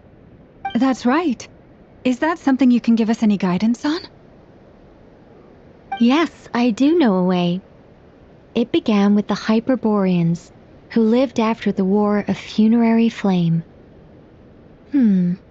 Blank looks. Or maybe not. It shouldn't be an issue. I'll fill in the gaps for you when we have more time. Anyway, after that war ended, the three moons retreated to beyond the false sky. The Hyperboreans were humans I once aided. They accepted the civilization and creations bestowed upon them by the angels. But despite accepting many blessings of the angels, many among them still held on to their faith in the moons. They were reluctant to accept the new order.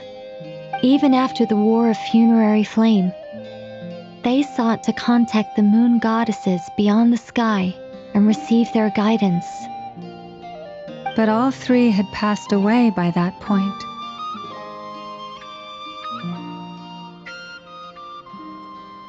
This mage has a unique method of communicating. Is she talking about the moons? Yes, but they did not know. And so, still they prayed for the moon goddess's mercy. After building titanic structures that consumed vast amounts of Kuvaki, at last they glimpsed the moons and heard their voices. But of course, they were gravely disappointed. For it was then that they realized the three moon goddesses were dead. Oh, that's such a sad story. It is. Humanity was in a very sorry state at that time. The angels who had once aided them were gone, and the War of Funerary Flames had left them homeless and destitute. Just a second, I gotta ask. How relevant is all this history to the task at hand? Well, I mean, it's... Okay, it seems we've drifted into irrelevant narrative waters.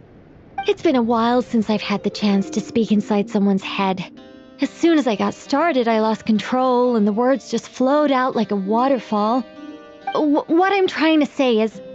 Right, yes, that's it. The relevant part is the ritual created by the Hyperboreans. The fact that they bypassed the false sky and saw the true moons implies that they successfully built a connection between Tevat and the outside world. Which means, with enough Kuvaki and a sufficiently stable connection, it should be feasible to send one person over the border. Okay, so they built some kind of portal? Oh, yes. A portal. Yes. Is something wrong? You sound disappointed. I just didn't expect you to summarize it so well. It turns out I could have said all that in one word, if only I'd managed to think of it.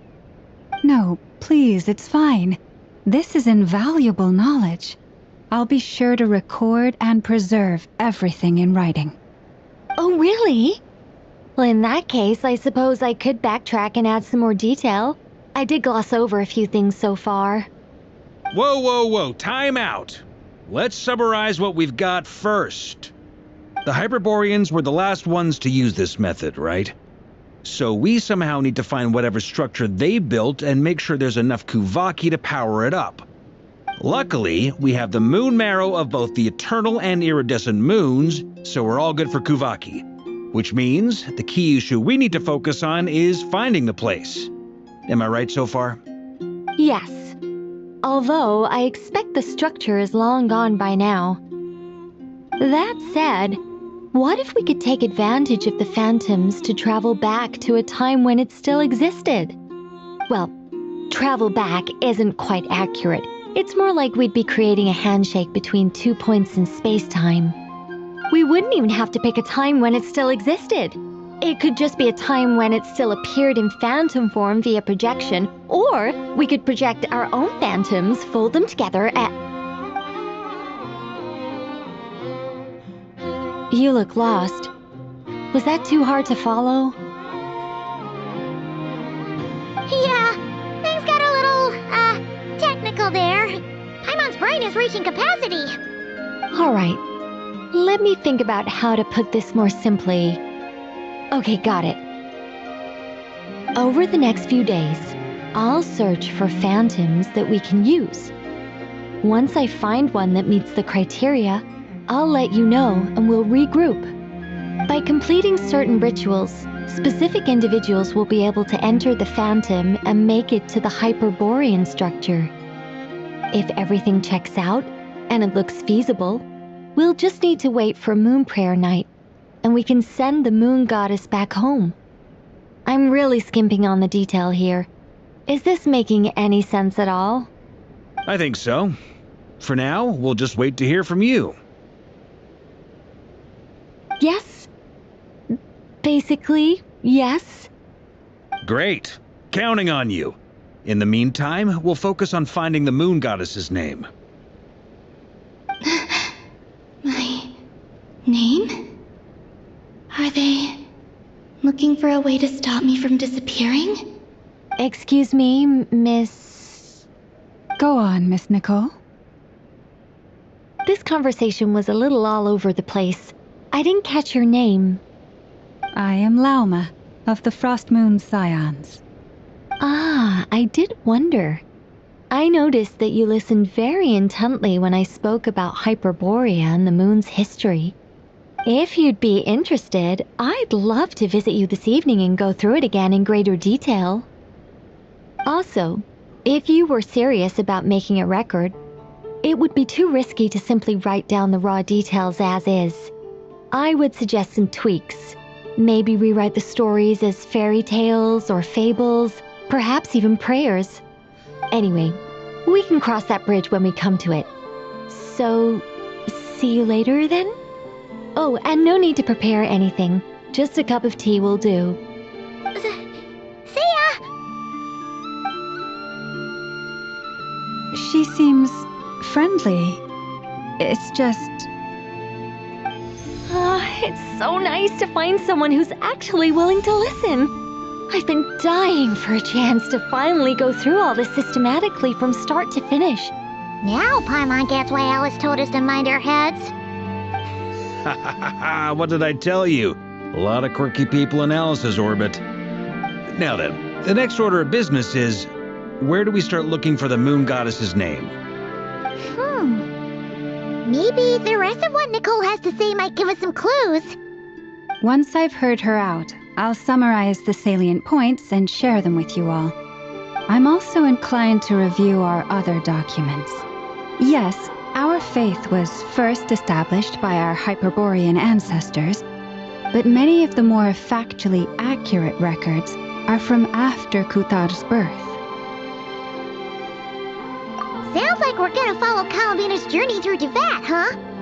In that case, we'll start by heading to the Frostmoon Enclave. Sounds like a plan. Take this with you. I'll see about getting in touch with the Fatui. It'll probably just be Arlecchino and Sandroni again. They're the only ones who would want to help. Thank you, Mr. Varka. Don't mention it. Honestly, I'm more comfortable dealing with the Fatui than prying into the details of a young lady's childhood. Catch you later. I should follow them, just in case there's some way that I can help.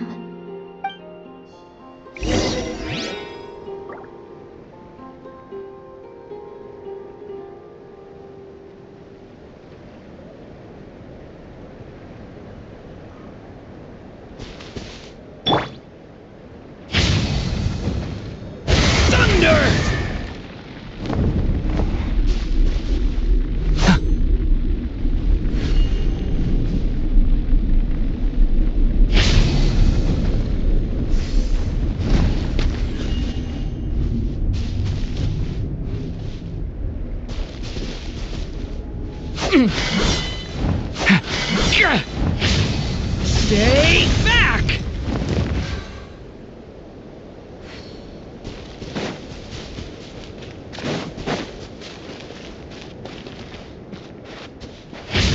Devouring claw! Burn it down! Bring it!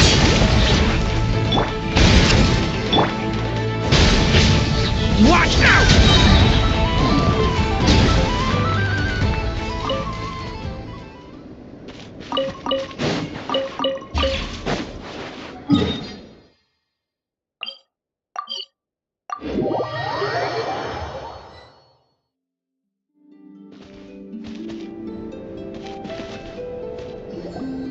A while ago, I took the time to organize all documents in our possession that pertain to Kutar.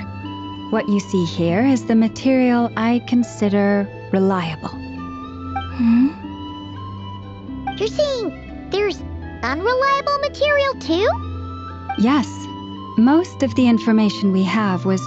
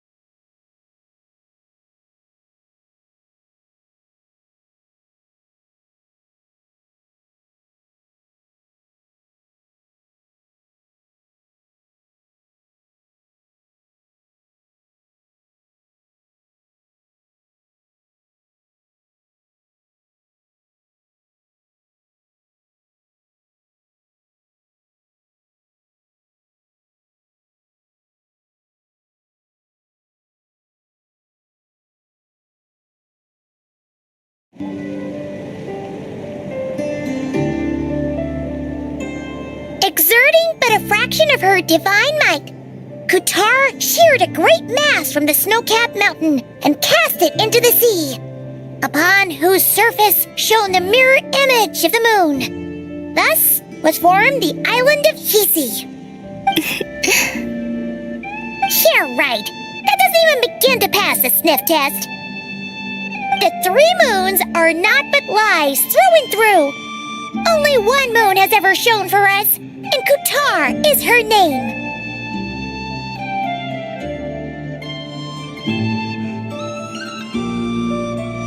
The vast majority of ancient texts are filled with fanciful tales like these. I trust you understand my criteria a little better now.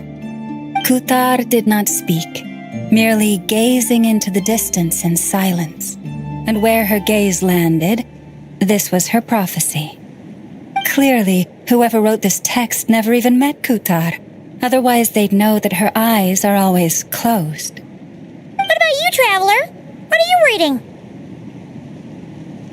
Come on, let Paimon see. The child wished to build a wooden nest with which to shield the fledgling bird from the cold. But being so young and lacking in strength, the child could not snap the branches from the trees. Qatar was passing by. Upon seeing the child, she summoned forth the Kuhenki, who built a beautiful nest for the child. I remember that. Not knowing the meaning of Qatar's divine intervention, the child dared not to respond, and thus ran home to call their parents. But Qatar was gone. The moon chanter declared the event a miracle and took the nest as a relic, placing it on high for all to see. The child was named as one favored by the goddess and was greatly respected amongst the people. Yet, no further miracles were bestowed, and this matter was forgotten in but a few years. Huh. Any thoughts after reading that?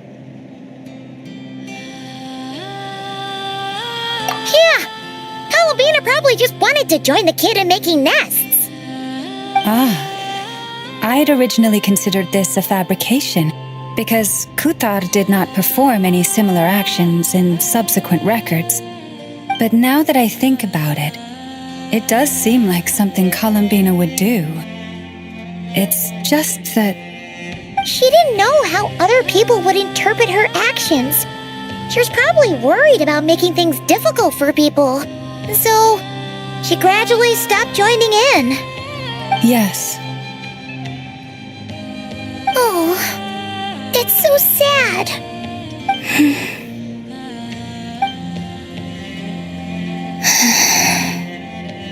And now, I can make no such gestures of warmth, even if I want to.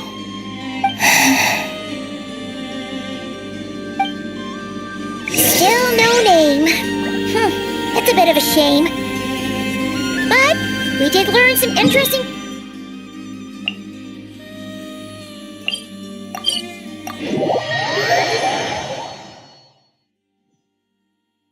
Varka said he was going to set up a meeting with Arlecchino and Sandrone, right? Let's go back to Nashi Town and see how he's doing.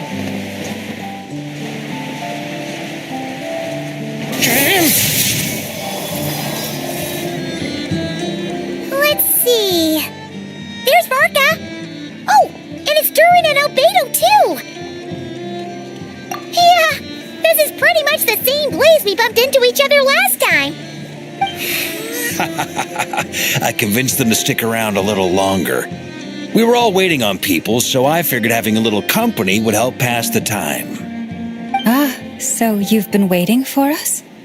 Does this mean that you've already arranged things with the Fatui?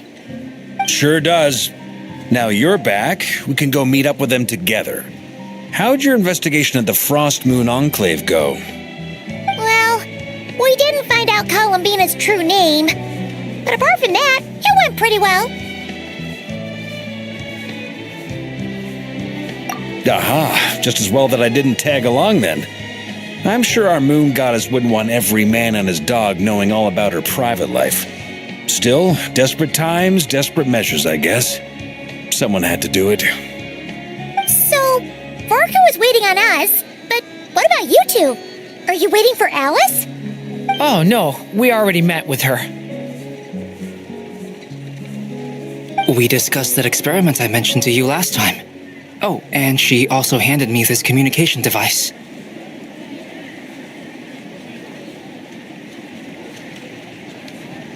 That's right. I understand she informed you about the relationship between the phantom phenomena and Tevat's borders, yes? She wants me to help her with some more experiments on that front. She said that she'll contact me through this device with more information. Ah, I see. Following instructions and making observations. Pretty common research method. Takes me right back to Albedo's lab. Wait, then who exactly are you meeting? Someone you know. Albedo's met him too. But I don't think Miss Lauma or the Grand Master have been introduced. Introductions are overrated, especially in cases like this. It's you! So? It's not like the academia has prohibitions against going abroad. Also, I applied for leave. I've been writing to Hat Guy since obtaining a human form. I've already brought him up to speed on everything that's been going on in Nodcry. Hat guy? Turns out, I actually have heard that name before. Oh? Then why did you react the same way I did? I only knew the name, not the fella. But since we're all here, let's do some introductions for what it's worth. I'm Varka, Grand Master of the Knights of Favonius. Lauma, Moon Chanter of the Frost Moon Scions. And I'm a Driosh from the Vahumana Darshan of the Sumeru Academia. Hat guy. Good to see you again, Mr. Guy. I believe we last saw each other on the boat ride here.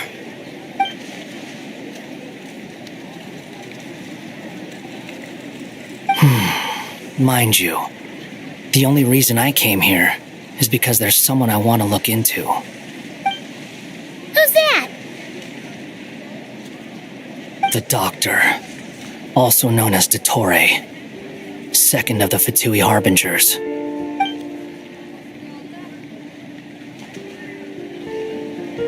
From the tone of your voice, it sounds like there's bad blood between you. I was reviewing our archives and noticed that a lot of information about him was missing. Left a bad taste in my mouth. That's all there is to it. Dottore, or Zondique, as he was then known, once studied at the Academia, but he got kicked out before he could graduate.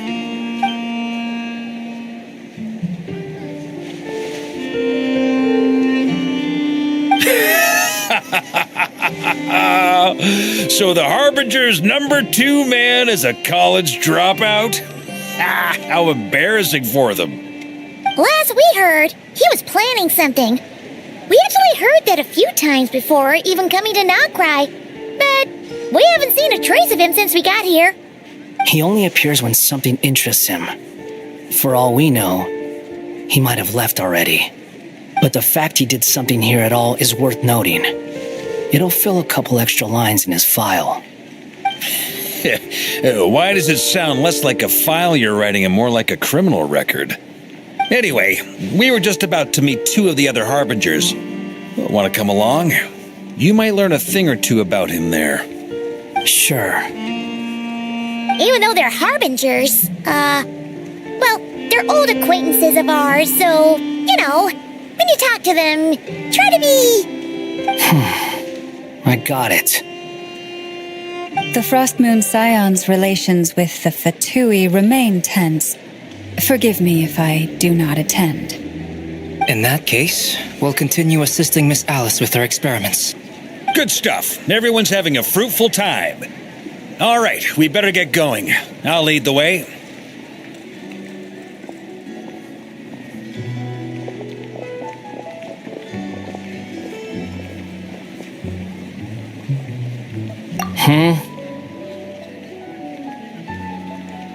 Well, yeah, that's obviously part of it. But I'm not the only one who has a score to settle with him. Neither you, nor Lesser Lord Kusanali, nor I want to see him meddling with things again.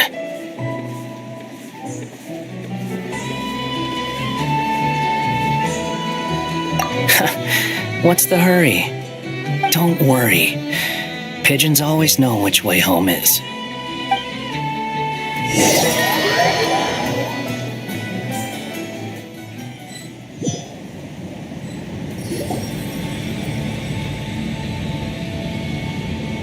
You made it.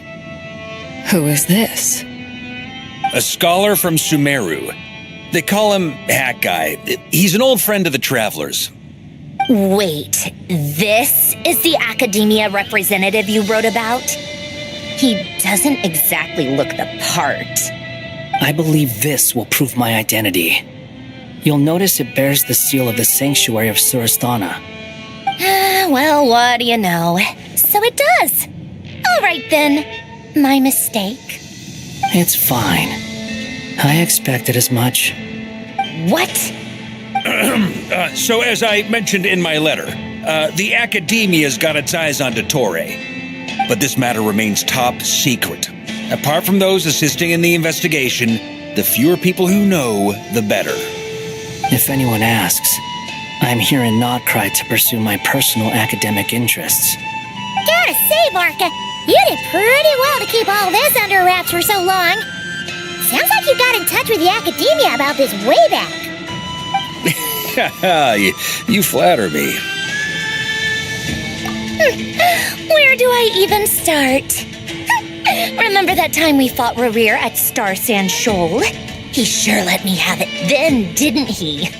I'll bet Dottore had that all sketched out, with me as his convenient little pawn. He could not care less about us if he tried, but hey, the feeling's mutual. Does Dottore really strike you as the sort who values his relationships with his colleagues? Fair point. Definitely not. Which is why I always keep my guard up whenever he starts making suspicious moves. To that extent, our motivations align. On top of which, I consider you trustworthy people. Now, back on topic. In the wake of the Reikir of Solnari episode, Sandrone and I grew suspicious about Dottore's complete inaction during the entire affair. So we tried to find out what he'd been up to, but unfortunately to no avail. He never lets anyone in on his plans. The more he cares about something, the more secretive he gets. Indeed. Perhaps he believes that by keeping a low profile, he can avoid trouble. But that trick isn't going to work on his colleagues. Yeah, I mean, he's been researching the ancient moon's remnants. And he's been trying to get his paws on the moon marrows. Only an idiot would believe he doesn't have something more planned. With this in mind, I returned to Snezhnaya and relayed my thoughts to Her Majesty the Tsaritsa, entreating her to have him recalled. That's pretty direct. Did the Tsaritsa agree? Yes. I made it abundantly clear that the Fatui's business in Nodcry is almost concluded, and we do not need 3 harbingers in this territory. Her Majesty concurred. Accordingly, Dottore has returned at her orders. I imagine he is continuing with experiments, which no one besides he would ever have any interest in. Common sense might mean nothing to him, but he's not stupid. He knows that no good can come from opposing the Tsaritsa. Smarts alone won't get him all the way. He needs the Rooster's resources and Regrator's Mora, both of which the Tsaritsa can strip from him by waggling a finger. But doesn't he have a track record of publicly following orders while going against them in private? He probably has it down to a fine art by now. Wouldn't put it past him. We worked together on a research project once. Only briefly, but it was enough to show me that we're fundamentally different people. He has no interest in doing things methodically, stage by stage. His thoughts jump all over the place, and the moment his curiosity is satisfied, or he gets the results he wants, he disappears. The only similarity we share is that, once we set our minds on doing something, we will see it done, whatever it takes. Well, we definitely saw some of that in your battle with Rerir. You got so competitive. Ugh, do not remind me. Then I believe we all concur. Dottore will not simply give up. Fantastic. Now this is turning into a whole day of unpleasant memories. Ugh. Are you talking about the moon marrow stuff? He also strikes me as the kind of person to disregard experimental regulations, ruin all the equipment, and go way over budget. Then leave the first person he can find to deal with the fallout. Exactly. This one time, he was running some high-temperature experiment and the substance exploded. But does he care? No. He orders his subordinates to open the device so he can observe the results, which causes the gas inside to leak out. That gas was poisonous. If I hadn't been there, who knows how many people might have died. And after all that, he left while I was still cleaning up after his mess. What a waste of time, he said. Waste of time? The nerve! He wasted my time! You've been bottling that up for a while, huh? Hat guy, I must say, you seem awfully familiar with internal Fatui affairs, especially when it comes to Dottore. Thank you, Lady Harbingers, for providing such valuable information. I have no other questions for now, so I'll be on my way. Wait, what? You're just gonna leave? You're welcome to join if you want. Ugh. Just when Paimon thought he'd finally mellowed out. He makes quite the impression. I'll say. I've met tons of headstrong people, but not many of them would join me in bad-mouthing Dottore. Anyway, back to the main agenda. Barca, you said that Columbina has gone missing? Or rather, disappeared. Yeah. We're working on building a connection between her and this world. The simplest method is to find out her real name. I've actually asked her that question before, but she said she didn't know. Considering our relationship, I doubt she was lying to me.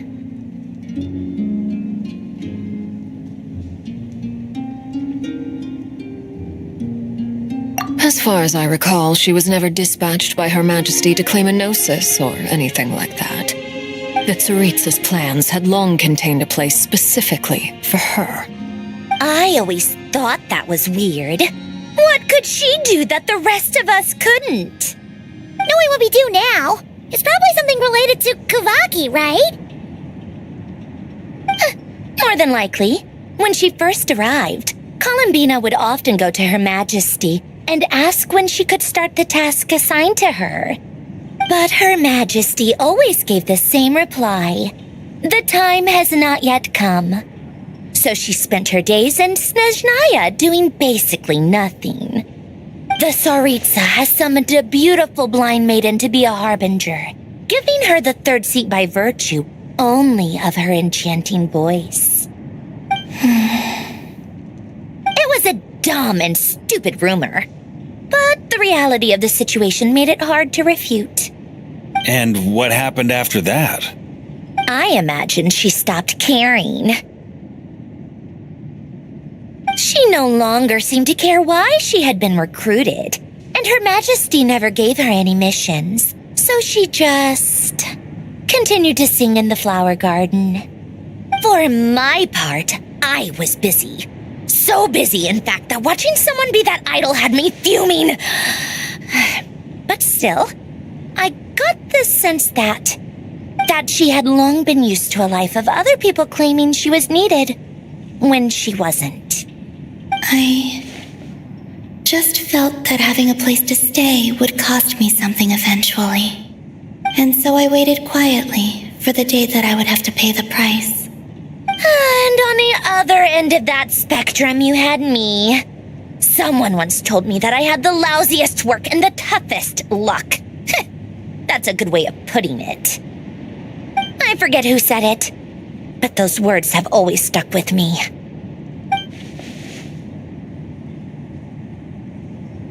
But you've done your job exceptionally well all this time.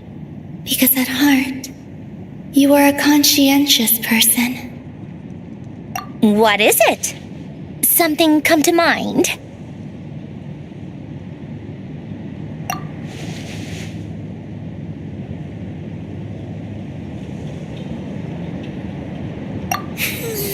That makes sense.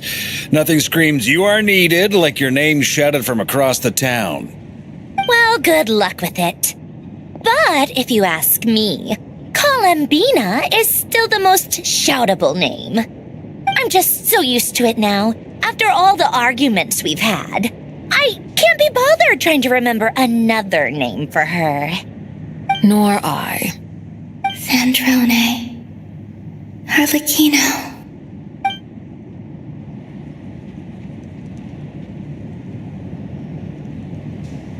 Huh! It's a Sealy! Does that mean Nicole has news for us? Ladies, I thank you for your hospitality. If the chance ever comes up, I definitely owe you both a drink sometime. I'm sure it will. You can make your own way out. Heck. Okay, time to do what adventurers do best.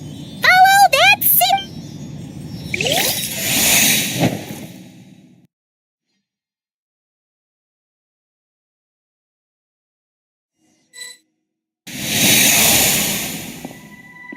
Here you are.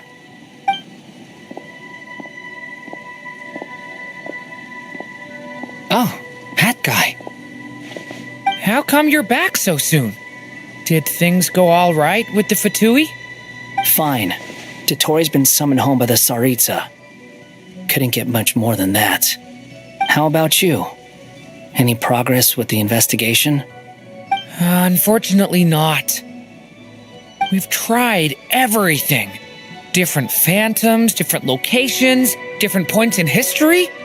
But the results were the same each time. Abyssal monsters roaming the land. People crying out in despair, with no hope of being rescued.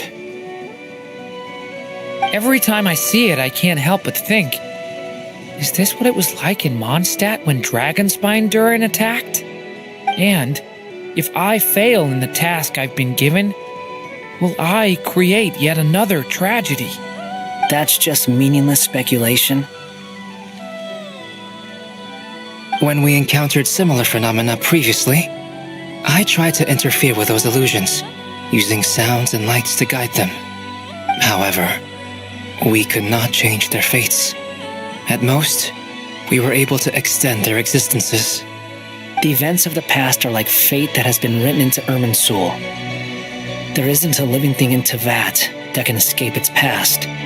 But Miss Alice instructed us to try to find ways to change the outcome that these phantoms face. It's an impossible task. Can't you just refuse? Since she asked us to do this, I feel like it can't truly be impossible. Or if it is, well, mages can make the impossible possible. I could not have been born as Durin otherwise. But you also said that your past 39 attempts were fruitless. That's true. But you're still going. Yes. After this many futile attempts, surely you realize that you're not doing this because you still believe what some mage told you. It's because you want her hypothesis to come true. It's something you wish for deep inside. So, think for yourself about what you want to do. As long as you don't believe it's futile, it isn't. Yeah. Previous experience indicates that we cannot touch the phantoms, which limits the effectiveness of our interventions. If we want to clear this hurdle, we need to break this rule somehow. Same thought here. Following the same rules means repeating the same failures. Reducing ourselves to mere playthings of fate. So you mean we need to figure out a way to make contact with them despite knowing that we can't? Yes, and I suspect that's something only you are capable of. Everything in Teyvat is logged in Irminsul, but the withering that once occurred in Sumeru was a sign that the Great World Tree was being corrupted. This corruption allowed things that should not have existed in Teyvat to appear. This is tantamount to rewriting reality to an extent. You're saying abyssal power might be able to affect those phantoms? No one's ever tried it before. If you're gonna try it, it'll take courage. And you have to be confident that you can control it. Is anyone there? Has anyone seen my daughter? She's missing. I have to find her. I hear someone inside. Spargana? Are you in there? Ah! If I can use my abyssal powers to warn him that there is danger here, maybe it'll change his decision. Maybe he'll stay away. Yes. The important thing is not the nature of the power, but rather how you use it. To intimidate and obstruct. Sounds about right for the Abyss. Let me try. I should be able to influence that thing. Have you seen a little girl? isn't the time for that! Just run!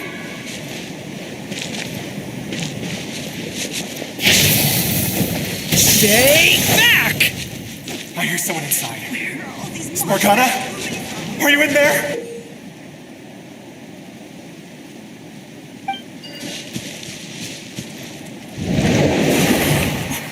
What is this? Looks dangerous. I should get out of here.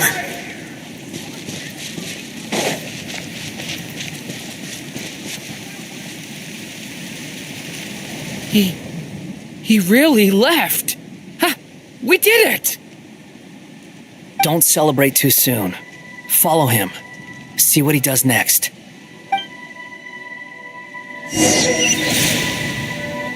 Monsters approaching from the front. You need to stop them and create an opportunity for him to hide.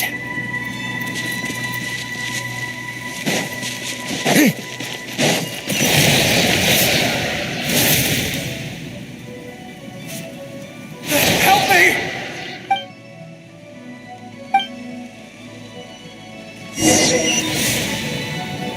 Monsters approaching from the front. You need to stop them and create an opportunity for him to hide.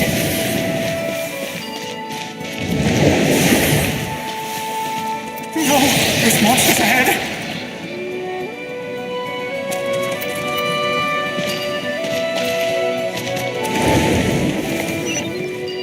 Wait, is that the barrier I saw earlier?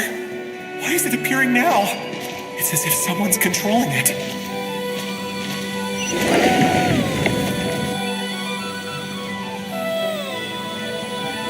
The monsters are gone. Is it safe now?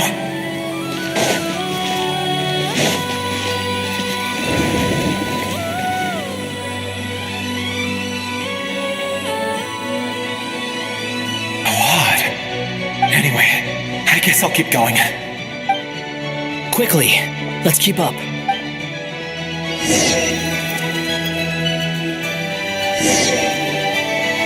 Wait, there was someone else here? Don't go any further. We've got anti-monster traps laid out everywhere. But my daughter must just be up ahead. I have to go. This way's blocked.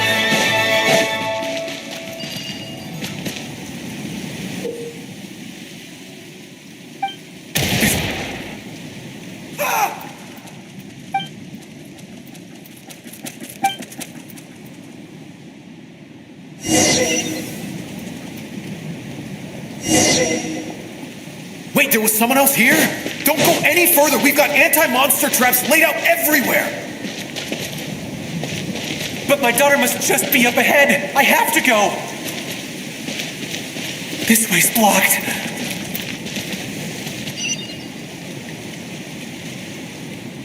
We might be able to use the explosives over there, but we need to take care not to hurt him. I'll use the barrier to keep him at a safe distance.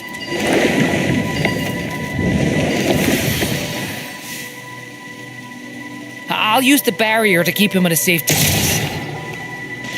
This barrier seems to be helping me somehow.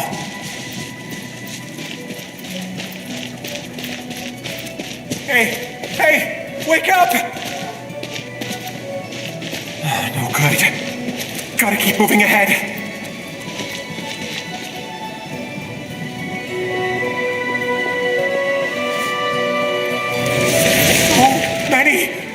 Monsters! There's still a chance, Durin. Use the traps.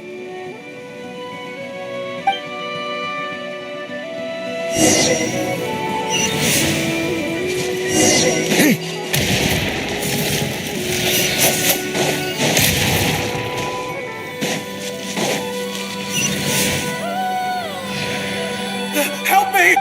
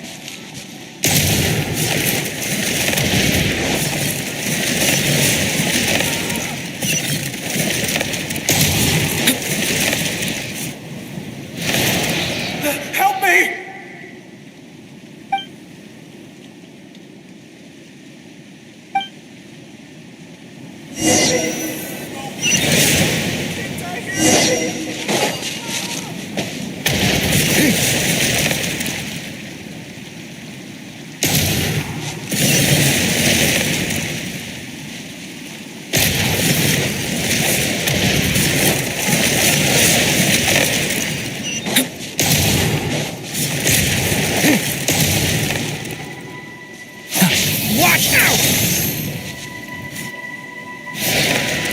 Help me!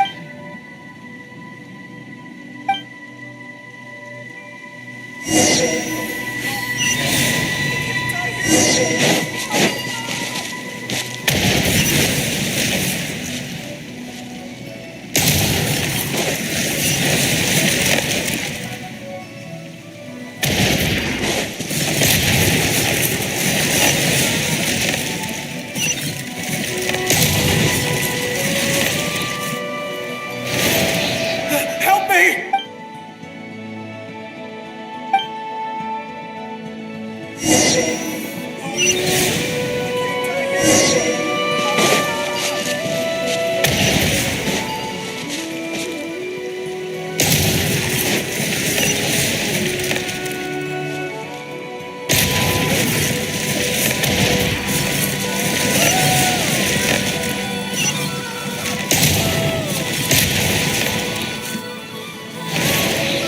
Help me!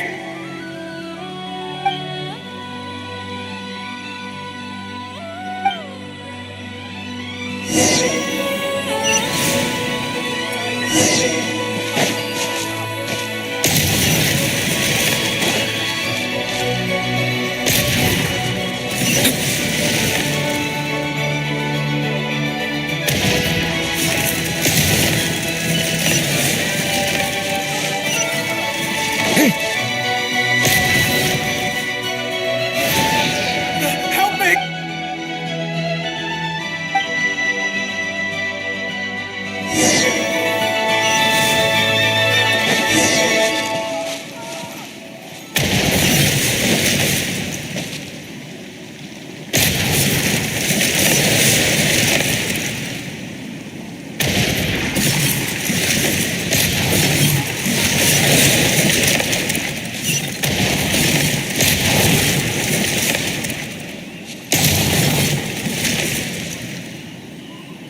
This is a new development. I've never seen this happen before. We might just be able to save this person.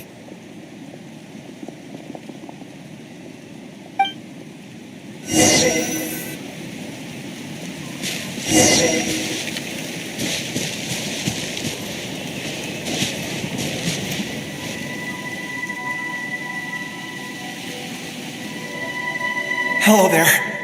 Have you seen my daughter? Spargana is her name. She's carrying a large backpack. Get out while you still can, you fool. You won't find any survivors here.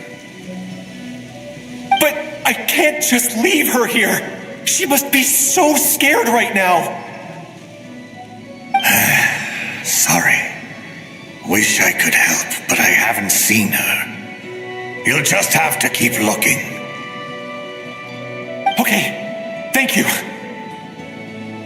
If I do find her, I'll get her to shelter and come back for you. Don't bother. I've got nowhere left to go. What's that noise? Monster! No, if he goes inside, he'll be walking into a trap. Let's try this once more. This time, we have to stop him.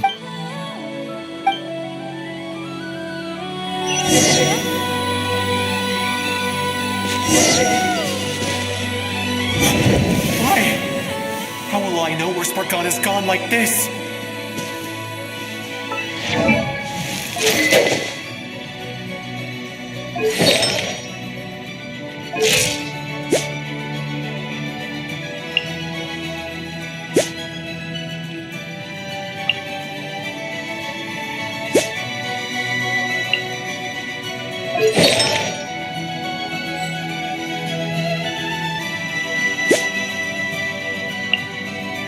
You know what? this strange barrier. It's gotten me this far after all.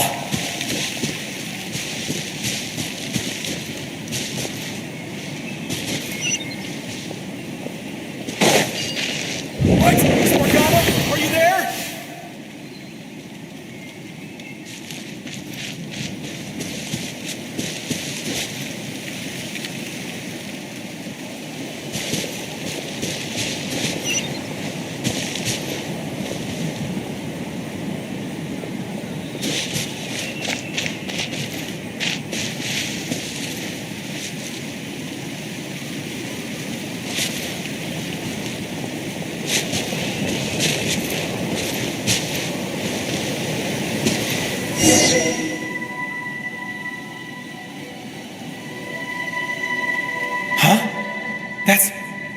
That looks like one of my daughter's books!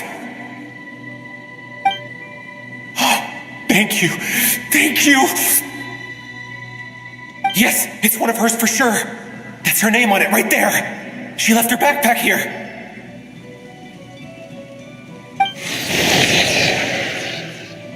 Durin, just like last time. Use the explosives.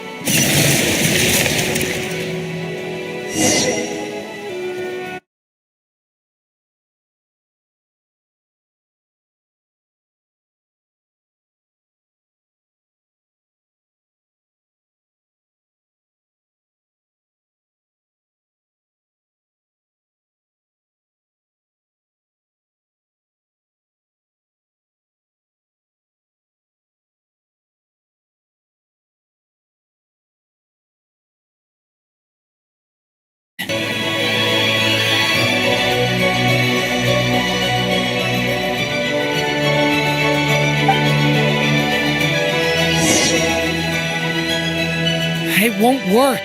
There's not enough left. If he makes it in, he'll die. But then, this clue could be the key to him finding his daughter. It might not be the only one. Better he misses that clue than loses his life. I guess so.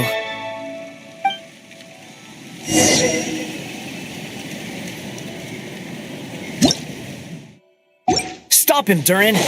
We can't let him get any further in. That's my daughter's book! She's passed this way! Why? Why won't you let me go in? I've searched and searched and searched just for this! But how will I find her without any clues?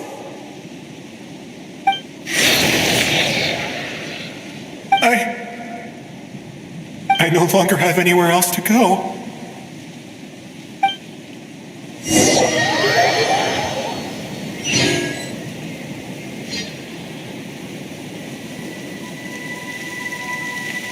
I'm sorry. I'm so sorry. He refuses to go anywhere else. Whether he opens this door or not, all that awaits him now is death. We couldn't change his fate. Albedo? Hat Guy? Let's try one more time.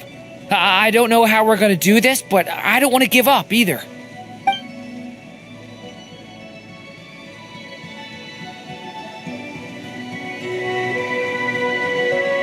Why am I here? What's going on? All these scenes running through my head. Where are they from? Huh? What's going on? His reactions have changed. How many times have I... What's happening to me? Huh? Wait. Who are you? You can see us now? I feel like I always could, but that I only just realized you were there. I'm sorry, I don't know how to describe what I'm feeling. But you were the ones guiding me using that marked barrier, right? I haven't done anything yet, but those monsters, those deaths, They feel like memories, like things I really did experience. I won't find my daughter. In fact, I'll ultimately die trying to find her. Isn't that right? Well, no, it isn't. Yes, it is. Even so, we're trying to find a way out of this. You've not seen my daughter either, have you? It seems she really isn't here.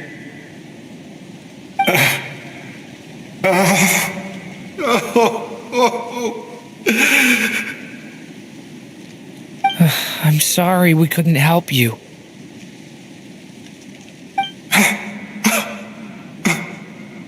I'm just tired. Maybe this is destiny. Maybe it doesn't matter how hard I search. How long do I have left? Experience says 15 to 20 minutes. 15 to 20. Thank you for all your help. Let's rest a while. You look exhausted too. Now's not the time for you to start pitying us. It's not pity. I'm just realizing that I've only got 10 or so minutes left. You know?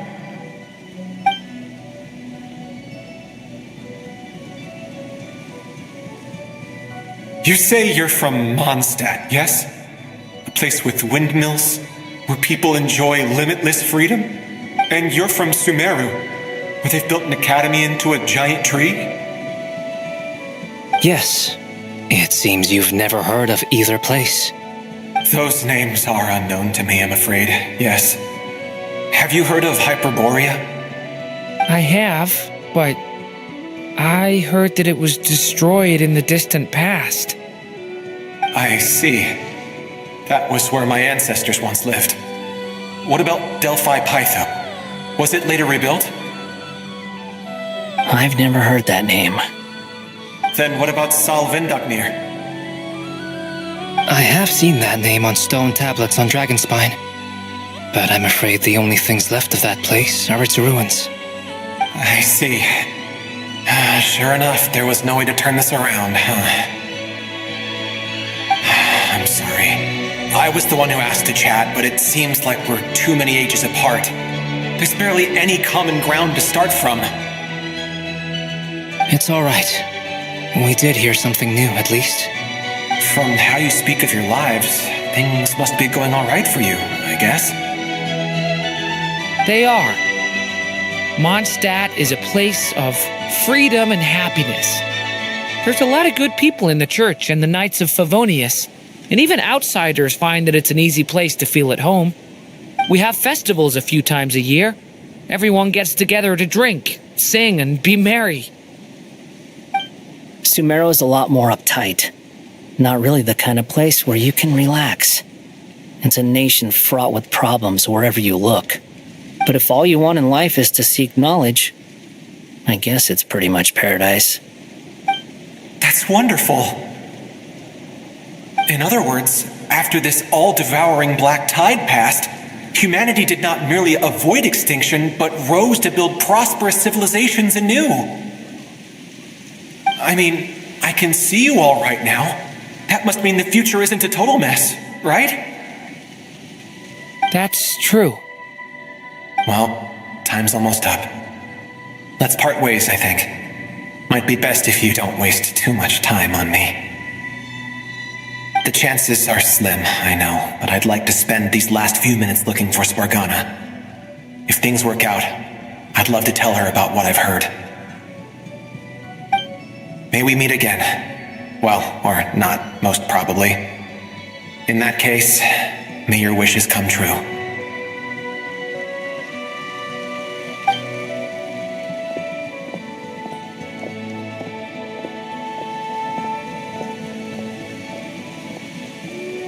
He's gone. In a few minutes, he will meet the end that was his to begin with.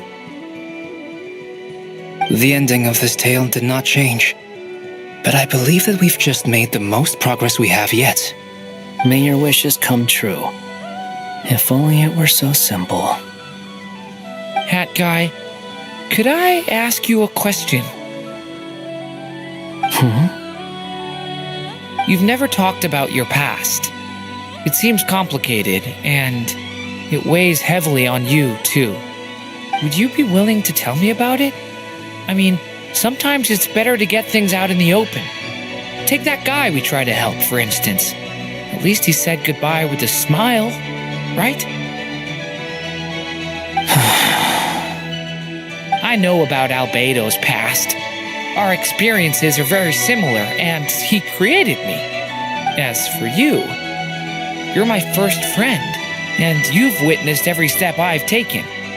But by comparison, I know nothing about you. Either way, I mean, we're still best friends. But if I knew more about you, I might understand your thoughts a bit better. I've told you about myself. I'm a student at the academia.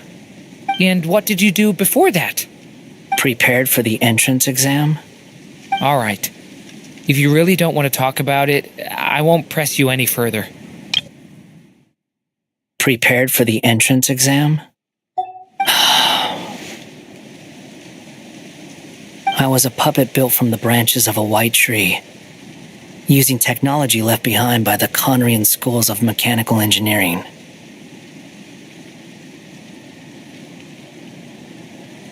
A white tree?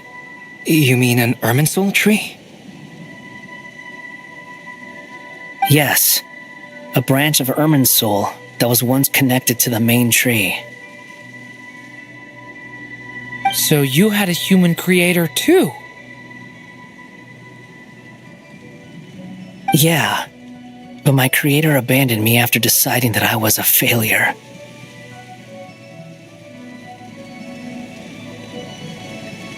After that,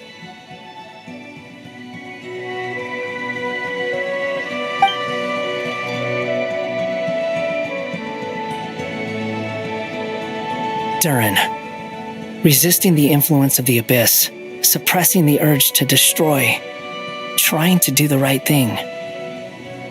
None of these things are easy.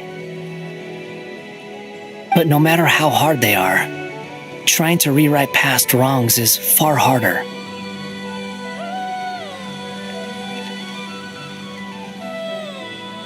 You asked me if you would create a new tragedy if you failed. I told you there was no point speculating about that. But the real answer is, yes, you absolutely will. That guy. But at least you've got people here to help steer you away from the wrong path. So, just keep aiming towards the light. I will. I promise. All right, break time's over. Hello, Durin speaking. Hello, friends, it's me. What have you been up to, I'm detecting some unmistakable fluctuations here at the border. The amplitude isn't particularly high, but they're completely different signals from the ones before, and the scale is comparable to those I've detected previously. Alice, we were unable to save that person. However, he appears to have retained a portion of the memories gained through that cycle, and was able to hold a conversation with us. I see. Well, that is rather odd indeed. It definitely merits further attention. Could I trouble you to keep trying the same approach? I need to gather some more data. Counting on you. I should probably have Nicole come and check this out as well.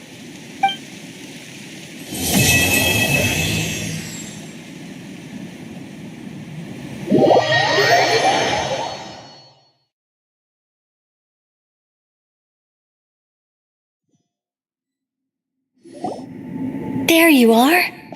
I was worried you might stop to collect treasure chests opened by the Seelie along the way. It would have taken you so much longer to get here. Another conversation I cannot hear.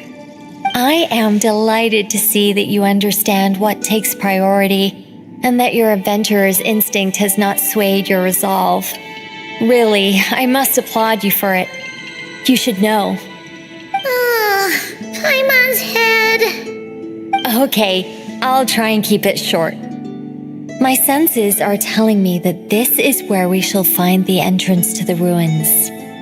Oh, cool! Well, what are we waiting for? Let's open it up and see! Patience.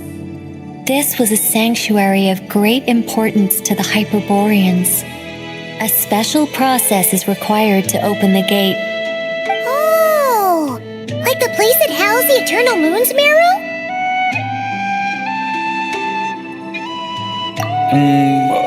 Okay, so what's the plan? Need us to do anything? And just the short version, if you can.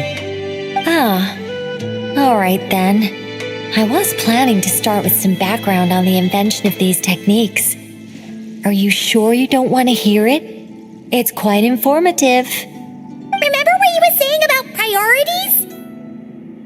Fine. Simply put, we need 3 human representatives to successfully undergo a process of Kuvaki resonance. Think of it as a test from the 3 moon goddesses to see if the entrants are qualified, with the most recognizable qualification being Kuvaki. Pretty sure Lauma would ace that test. Oh, wait. We need 3 people.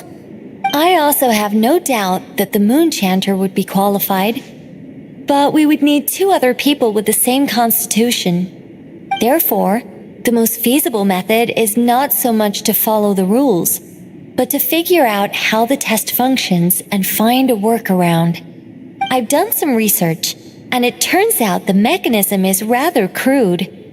We'll simply need humans to stand before it who have sufficient Kuvaki energy within them. I'm with you so far. How do we get the Kuvaki in them? The easiest way would be transfusion. Take some Kuvaki from Nodcry's soil, put it into the bloodstream, and get it circulating in the body. So we're going to cheat on the test? Precisely. There are other methods, but this is the simplest one. Cheating the system is much easier than trying to hide from it. Sorry? Does the idea of cheating upset you, Miss Lauma? No, that's not it. I suddenly had an idea. Oh, what is it? It's about Moon Prayer Night. I figured out a way for Kutar to join in the festivities. But as Paimon said, we need to have our priorities straight. Let's get back to the test. I'll follow up with Nefer on the festival arrangements. Oh, okay. Anyway, is this really the best method we have? A Kuvaki transfusion sounds dangerous, no matter how you slice it. If you think that's dangerous, wait till you hear the other methods. I'd be more than happy to go through them if you'd like. There are several. No need, we're good. Let's go with this one. Very well. Kuvaki transfusion it is. Now, I should mention that the risks can be greater or lower depending on individual compatibility. It would be rash to simply infuse the Kuvaki and hope for the best. If the body rejects it, the reaction can be quite severe. The symptoms are similar to another condition that some people living here suffer from, known as congenital Kuvaki sensitivity. So, before we execute our plan, I will perform a simple test of my own to see who is compatible and who is not. Once that is done, we will have to complete the resonance process as rapidly as possible. The participants must remain stationary while the Kuvaki circulates and bonds with them, and they mustn't eat or drink anything. What? No eating or drinking? That's some hardcore fasting. They'll all be monks by the time they're through. 3 days. Oh, that's so long! And we still need to find 2 more people who are not just compatible, but also willing to volunteer. Fasting? What are they talking about? Want to think this through? Haha, count me in too. 3 days without food? I can handle that. Mr. Cole has made it clear that this is the easiest way. The way I see it, there's nothing else to discuss. It's time to step up.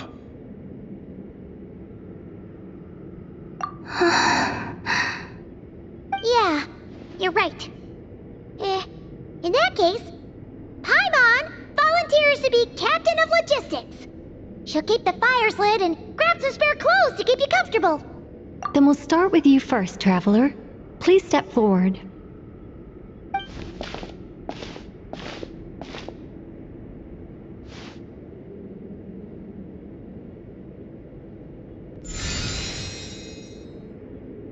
How's it going?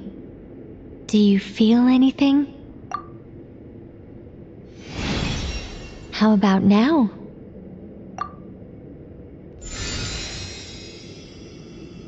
And now?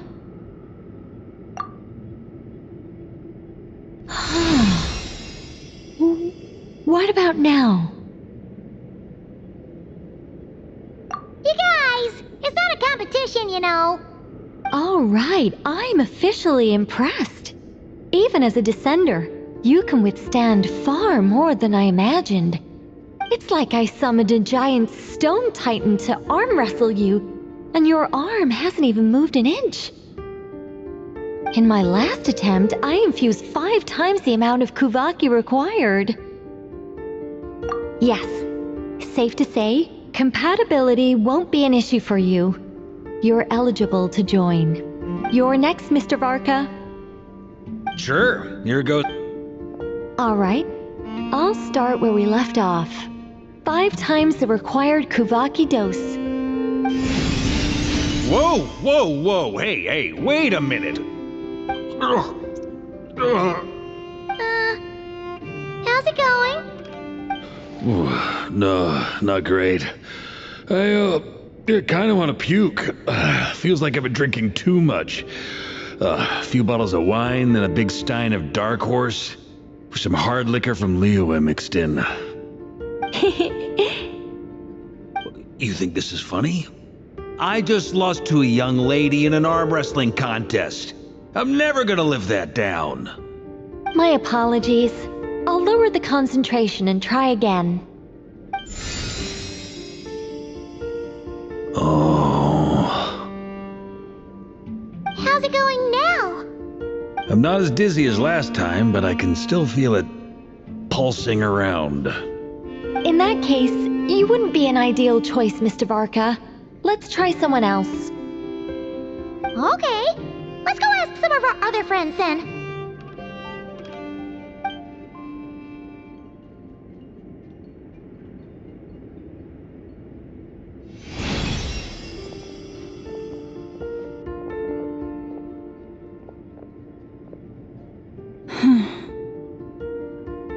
No surprises here, Miss Moonchanter. You're perfectly compatible. You may join.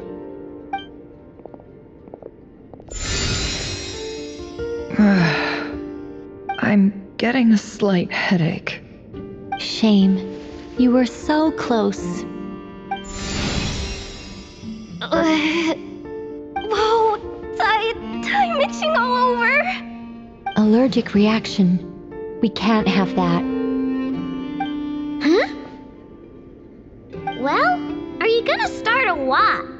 The Hexen Circle is an organization that cares for... Well, are you gonna start a what? Not even tests.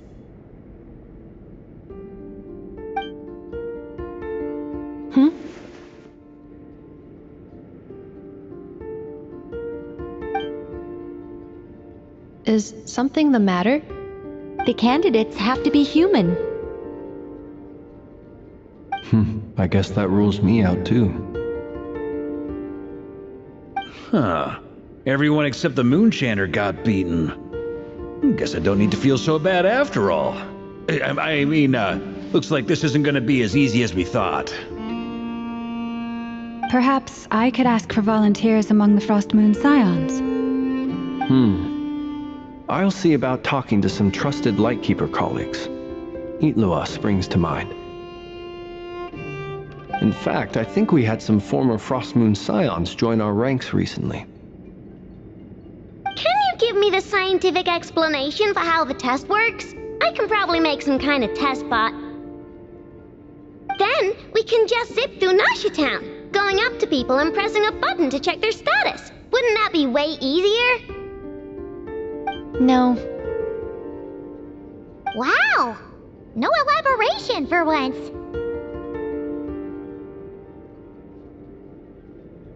How about I contact the Knights of Favonia's garrison in the Wave Chaser plane? Shame that Lohan's already left. And that guy's even tougher than I am. Strange. The moon goddess is clearly revered by many people.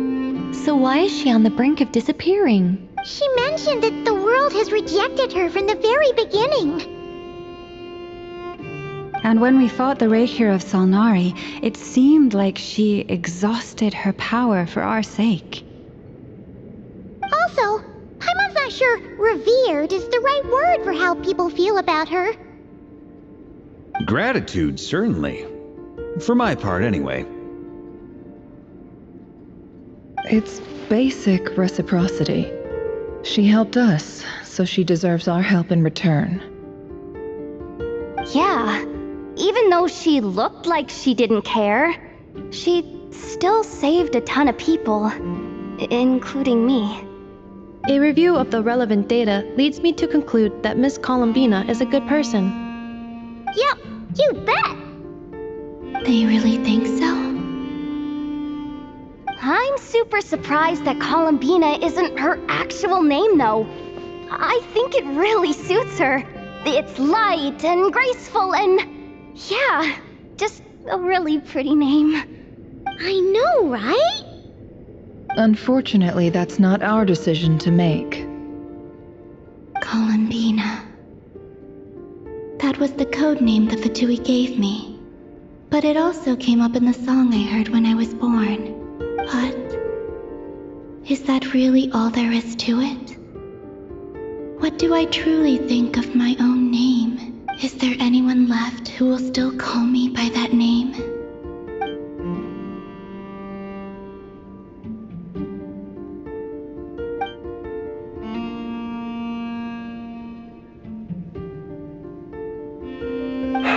Moon Prayer Night is getting closer by the day.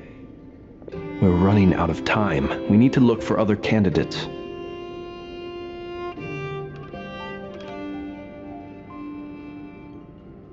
Then allow me to try. Huh? What are you doing here? You contacted your friends via the Adventurers Guild. Sandrone has been keeping an eye out for something like that, so she informed me. Since I have the ability to accommodate a moon marrow, I should prove to be a suitable candidate. Arlecchino.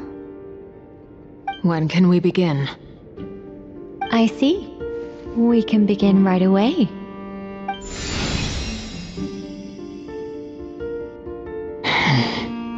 How was it?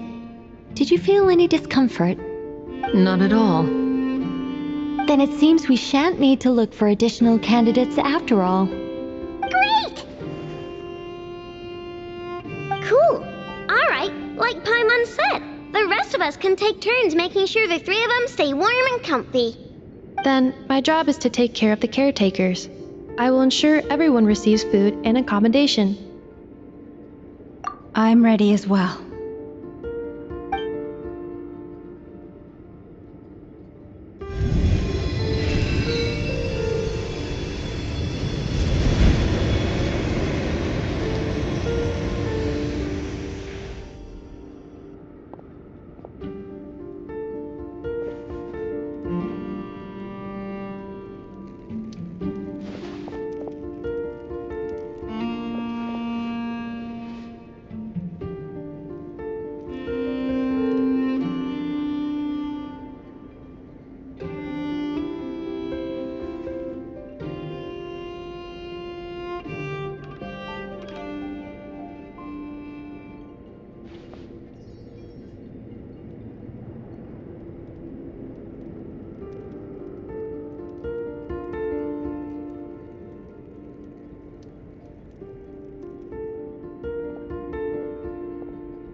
The work is done. The sacred scroll shut. The stars grow dim, the people silent. The white sun sets, the silver moon rises. O path to the temple, appear now before us.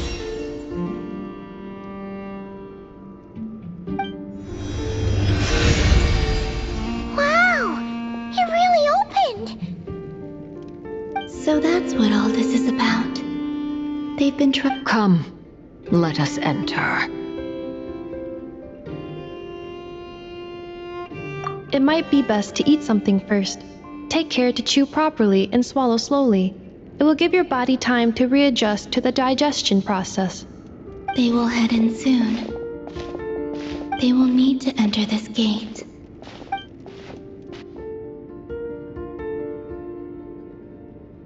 Huh?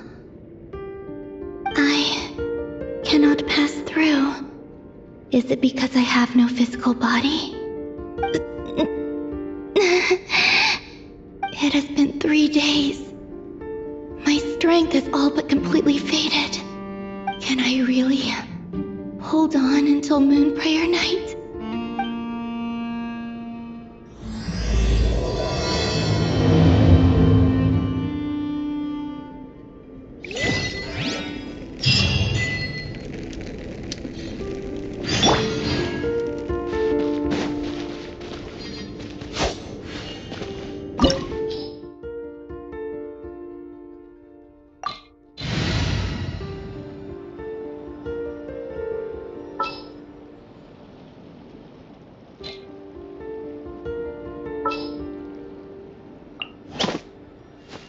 Gonna be epic!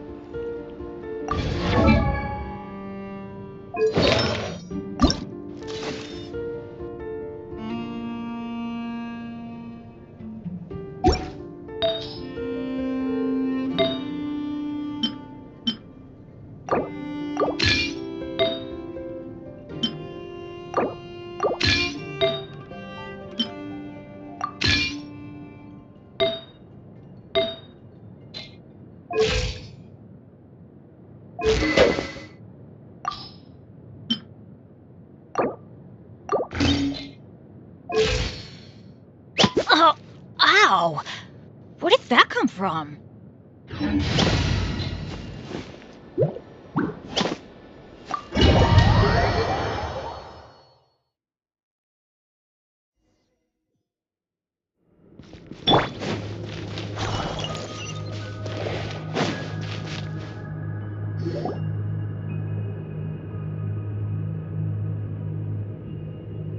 Are these people... Judging by their clothes, they appear to be phantom Hyperboreans from the distant past. That could mean they have some clues about the moon goddess's name, right?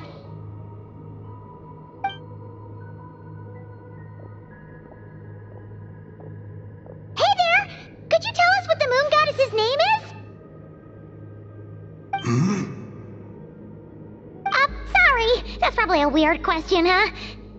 How do we explain this? The moons are long gone, and their goddesses are dead. Their names no longer mean anything. When a new moon goddess is born, we will surely know her name.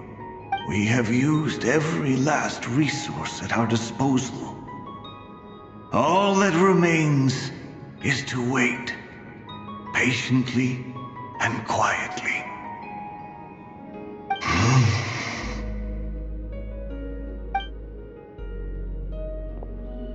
Were the people of the past all this devout? It looks like this phantom doesn't intend to converse with us any further. Surely the new moon goddess he speaks of must be Columbina. Alas, Kuthar's birth came long after the age in which he lived. But, maybe if we find a phantom from a more recent age, they might know Columbina's real name. True. Keep an eye out. We should be able to tell. Pretty talkative this whole time. What changed? Oh, nothing. I'm fine. You all make good points. When the Hyperboreans speak of moon goddesses, they mean the 3 from truly ancient times. I can't imagine they would know anything about our current moon goddess. There once was a time when the moon goddesses blessed them greatly and protected them from harm. So, when the war between the gods and dragons plunged the world into chaos, it seems they looked once more to the moons for help, praying for a new goddess to be born. Yeah, that checks out. Let's continue on. Who knows what else we may discover?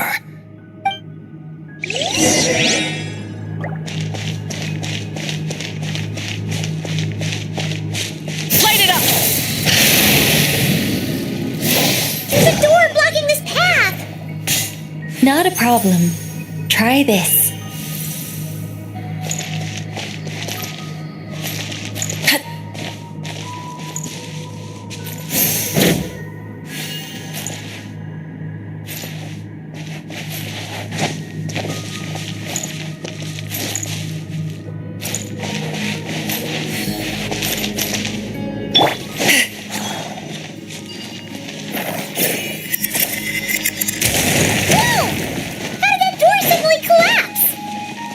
This device was maintaining the door's integrity. Remove the core, and the device stops working.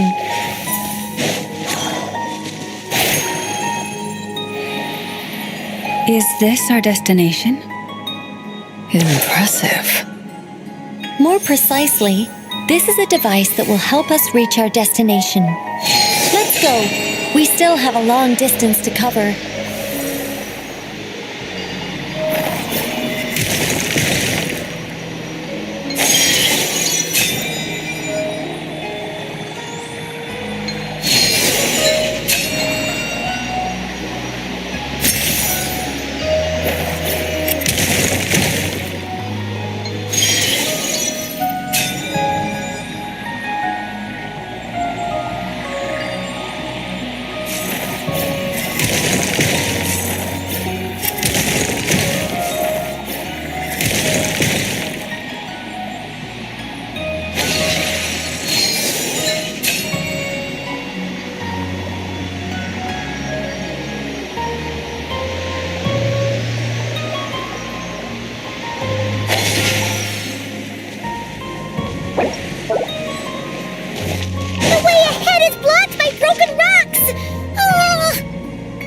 Let's try that device again.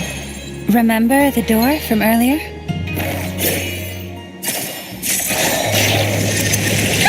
It works in reverse, too! The humans we see are all phantoms, but the monsters are real. What a fascinating twist. There'll be plenty of time to admire it later.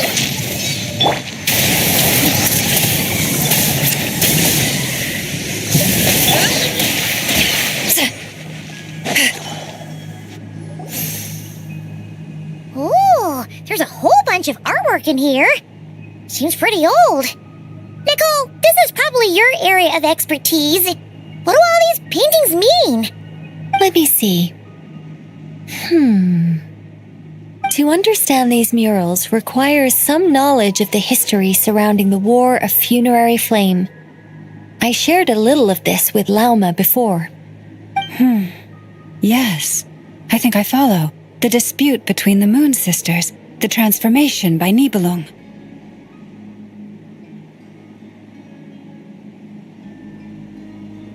Oh no, it's no trouble.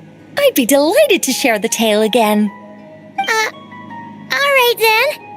Tevat's 3 moons and their goddesses were brought into being by the will of Nibelung, the then ruler of Tevat. But when the heavenly principles came, they changed the world completely, down to its very foundations. The moon goddesses were nowhere near strong enough to challenge this entity. But the heavenly principles did not view them as heretical entities that had to be removed. Essentially, the 3 moons existed to keep this planet alive and operational, which did not directly conflict with the heavenly principles' aims. Nevertheless, the inherent precariousness of this arrangement would soon be revealed. Nibelung returned, yes. He did, and thus began the War of Funerary Flame, a battle for dominance between Nibelung and the heavenly principles. discord would soon emerge between the three Moon Sisters. One would voice the opinion that they should follow Nibelung, for it was he who first hung the moons in the sky.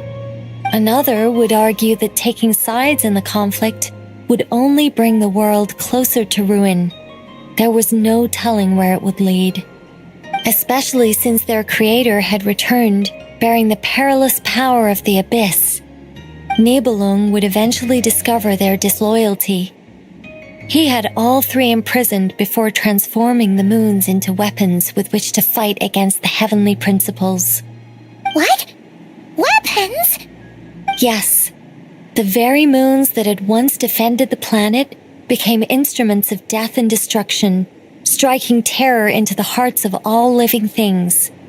And although the heavenly principles and the three Moon Sisters had once been at peace, it now seemed that the moons posed an unacceptable threat to Teyvat. It is possible that the heavenly principles did not know of the goddess's imprisonment. If so, the weaponization of the moons would surely have been viewed as an intentional breach of the peace agreement. Regardless of who knew what, when, the heavenly principles shattered two moons and flung the other beyond the skies. Whether the goddesses managed to escape Nibelung's captivity after his fall, nobody knows. But this much is certain. From that day on, the moons no longer belonged to Teyvat. The rejections slowly drained their power until eventually they passed away. So that's the full story. You say the moons ceased belonging to Teyvat from then on. Why then would Columbina be born here? That is perhaps due to the lingering connection between the Frost Moon, which was not shattered, and this world. You could see it as the three sisters' dying wish. They never desired war. All they ever wished for was to protect this land. I see. If the final fate of the three goddesses is as you say, then Columbina faces the same grave danger. Our investigation has yet to bear fruit. We must hurry. Yeah, you're right! Let's keep going!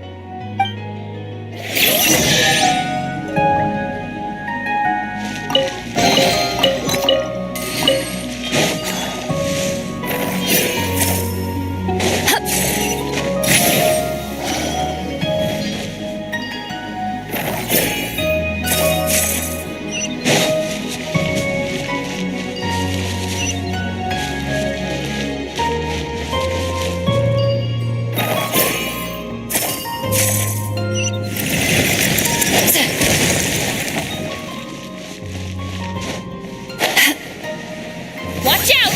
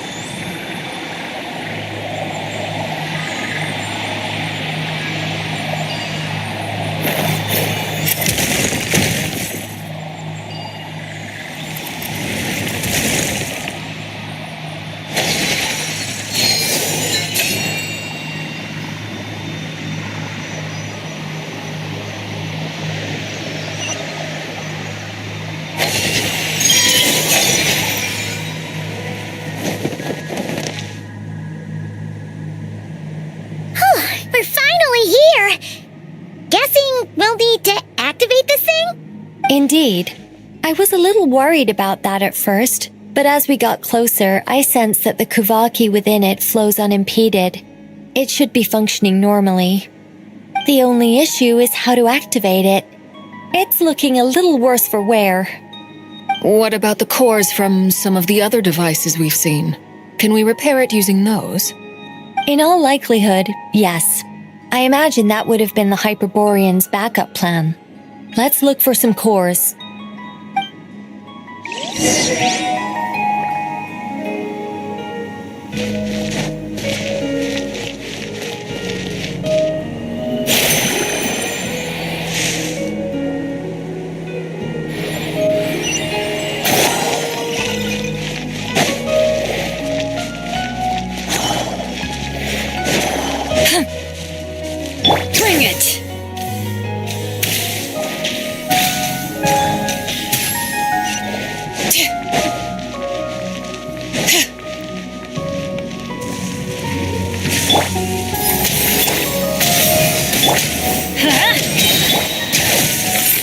echoes of the valley!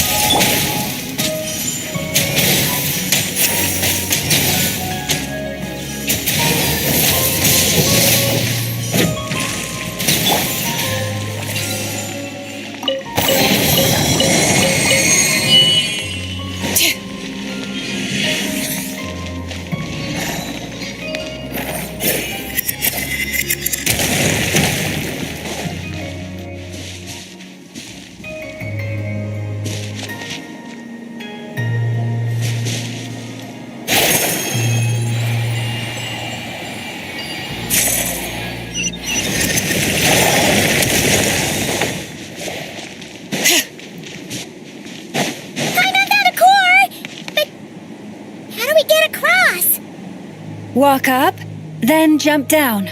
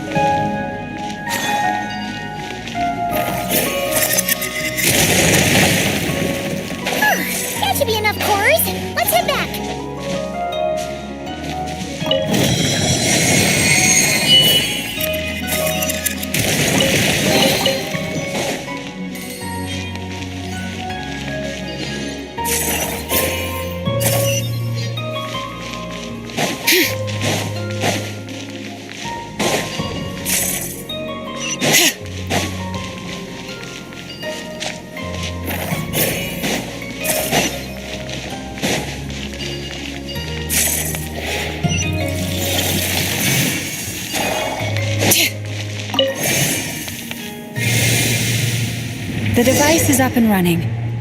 It's hard to believe that the ancients were capable of constructing such things. I'm on Caesar destination! It's right up ahead! Yes, let's go.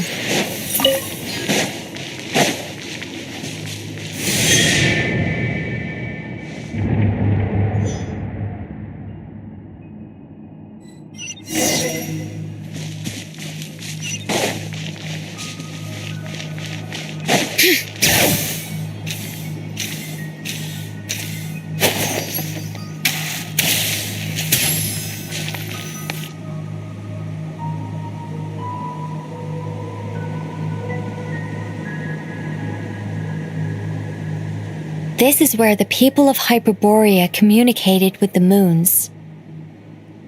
We need only place the moon marrow upon this platform on Moon Prayer Night, and we shall be able to open a portal to the moon and send our moon goddess back home. The assumption being, of course, that we can find her first. That's right.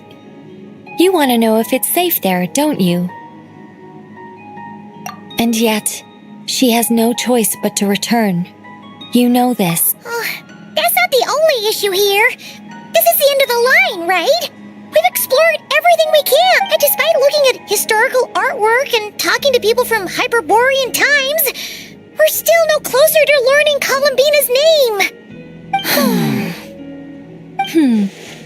If it's not too much trouble, could you tell me exactly what Alice said to you about finding her name? Oh, sure. What she said was... Then your first job is to find it. As a moon goddess, I'm sure she must have a name she identifies with. Neither Columbina nor Kutar is her true name, and she's never really accepted either of them. Is it not also possible that she has never had a true name? Not at any point in history? That would be a hard pill to swallow. But at this point, we may have to accept that that is the truth. No one knows how she came into being, and she certainly doesn't have parents in any sense that we're aware of. Perhaps she was never granted a name at all. But does that mean there's no way to get Columbina back? She's just gonna disappear and there's nothing we can do about it? Huh? Wait, why all this pessimism? Was it the way I phrased this question? You all seem to be taking this in completely the wrong way. Well, just because she's never had a real name in the past doesn't mean she can't have one now. What? Think about what Alice said again. She never once said that you'd have to find a new name, did she? Are you saying what I think you're saying? Yes. Names are anchors that connect us to the world. If she doesn't have one already, then all we have to do is create one, no? It's like... yes. Traveler, when you first arrived in Teyvat, do you think you would have turned around if someone behind you shouted, "Hey, Tumaini"? But what about now? I understand what you mean. Life is a long journey. Even the friends and family by our side can change over time. When people call you by different names, what matters isn't so much the words themselves, but what they symbolize. And of course, whether that resonates with you. Ether. So, close your eyes and picture the moon goddess in your mind. If you were to call out to her in this moment, what would you say? Columbina. Columbina. Hi, Mom would call her Columbina too. She has long forsaken everything that Kutar represents. I think from now on I should call her Columbina too. Well, it sounds to me like you found your answer. Are you sure? Is it really that simple? We haven't found her this whole time, and not for lack of trying. For a journey like this, the process is every bit as important as the outcome. Had you not searched far and wide, rejecting every other answer you were offered? How could you have come to an answer you felt was finally correct? Oh, it all makes sense now. This has Alice's fingerprints all over it. Are you suggesting that Mage knew from the start that Columbina never had a real name to begin with? I can't say for sure, but I can definitely imagine her chuckling in satisfaction somewhere right now, saying, "Oh, what fun." Llama! Your antlers! You should hurry. The festive moon has begun to rise. Do not worry, for when you called the name Columbina just now, I could sense that the power within was enough to summon back the moon goddess. The power within what? The name? Yes. So, the thing is... what's wrong now? This is so annoying. I really want to explain how that whole thing works, starting from the founding principles of Teyvat and... Oh, I could talk about this for hours. But... Deep breaths, Nicole. Deep breaths. You're an angel. A sober, sensible, solemn angel who has her priorities straight. Okay then. Sorry for asking. Clearly a bad call on Paimon's part. Anyway, you all need to hurry. Last thing, remember how it felt when you called out that name. Then it is agreed. By the name Columbina, we shall find her. And we'll throw her the best Moon Prayer Night party ever! And at last, we will send her home.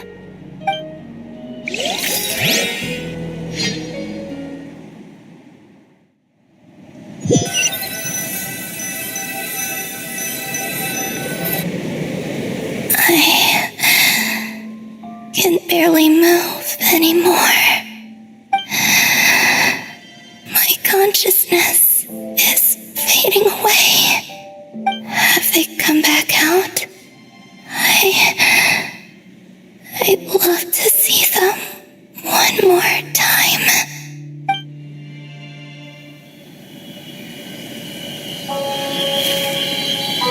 They didn't make it.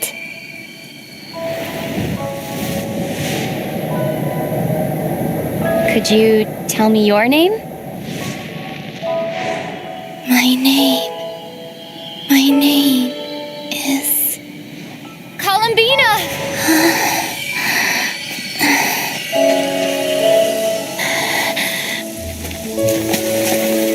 Columbina!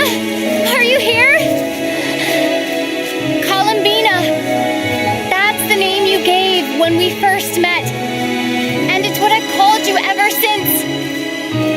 Columbina. It's a fine name. I have many fond memories of Columbina, and so do all of your friends.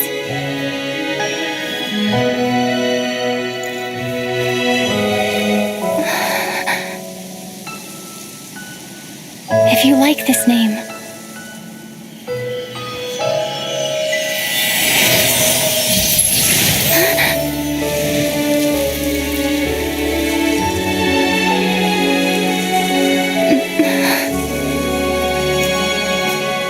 Looking for me?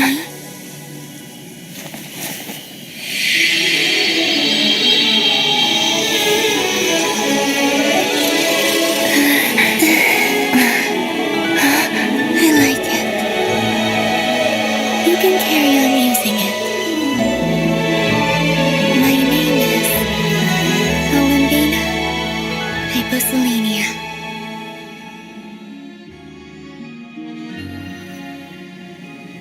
Columbina Hyposelenia. That's a wonderful name. I never thought that Columbina would become my real name. But after I met you and my other friends, the things that this name stood for slowly began to change. It went from being a Fatui code name to something my friends call me.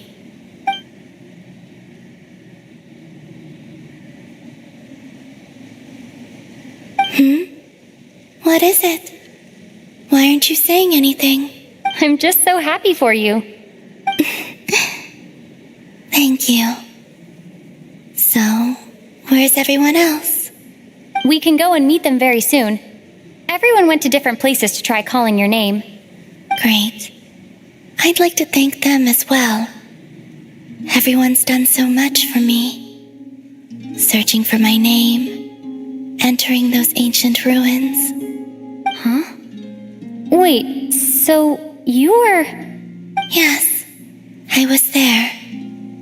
Not physically, but my consciousness was still holding on. I followed you the whole way.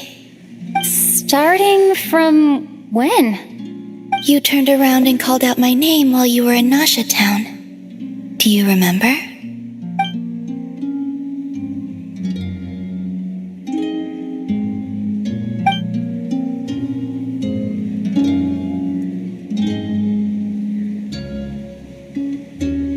Let's go. We don't want to keep them waiting. Sure. In that case, come with me. But... Before that, could you call my name one more time? Sure. Come with me, Columbina Hyposelenia.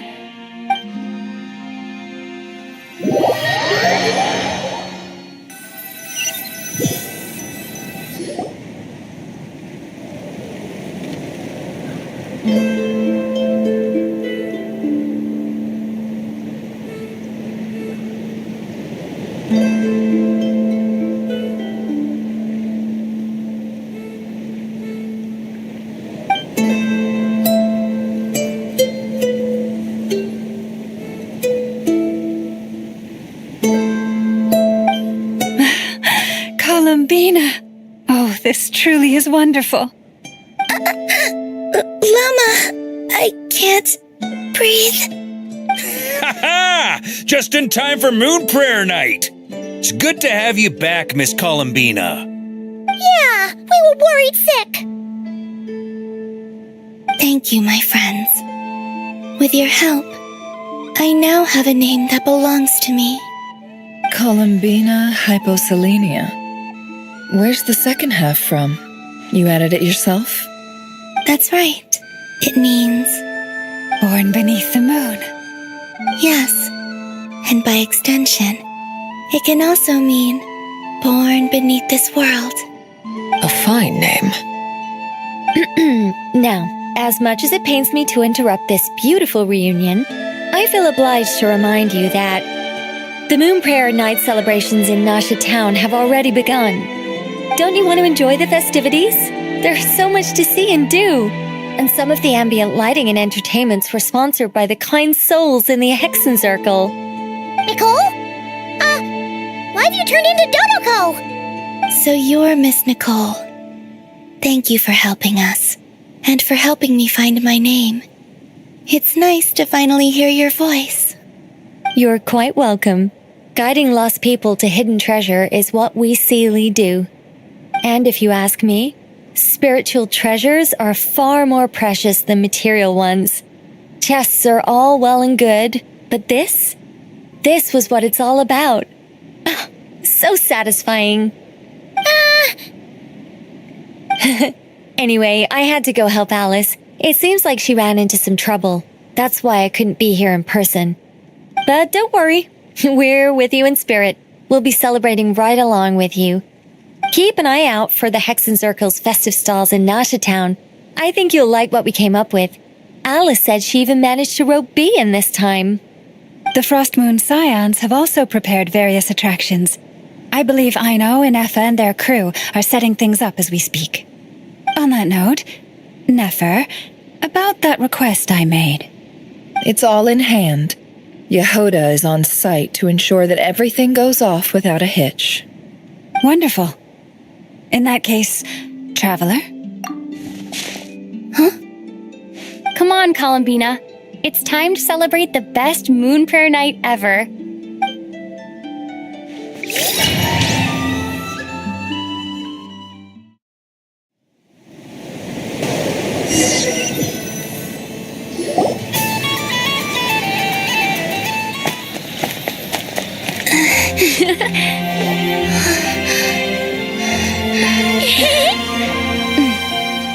Hey, young lady. Would you like some Moon Prayer Night candy? Happy Moon Prayer Night. Oh, yeah. I almost forgot to say. Welcome home, Moon Goddess.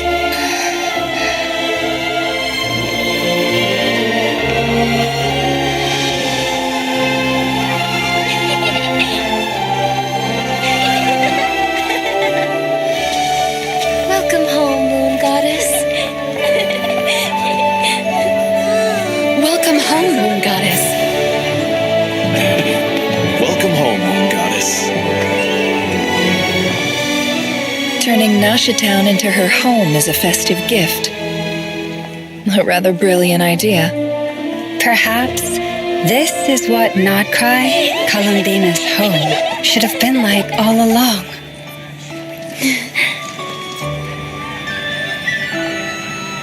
Thank you for the gift. I like it a lot.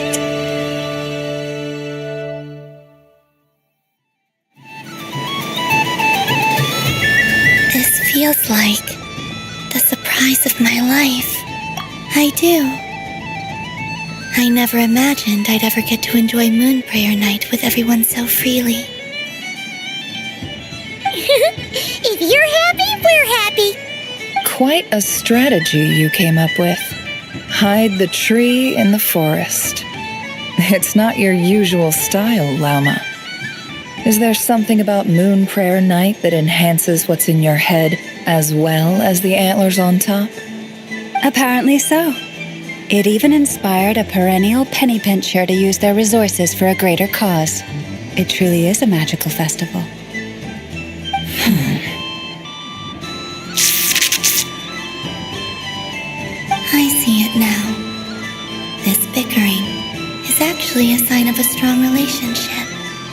Huh? What's everyone doing here? Oh! Miss Columbina, you're back! Yes, I'm fine now. Thanks for your concern. How's your progress with Alice's assignment? Very well indeed. I've never heard her sound so excited. Not like this. This time her excitement seems more serious. Seems like she's had a major breakthrough. She said she'll contact us once she knows more. In the meantime, we're free to relax and have some fun. Enjoy the time off while it lasts. I have a feeling that our next task won't be so simple.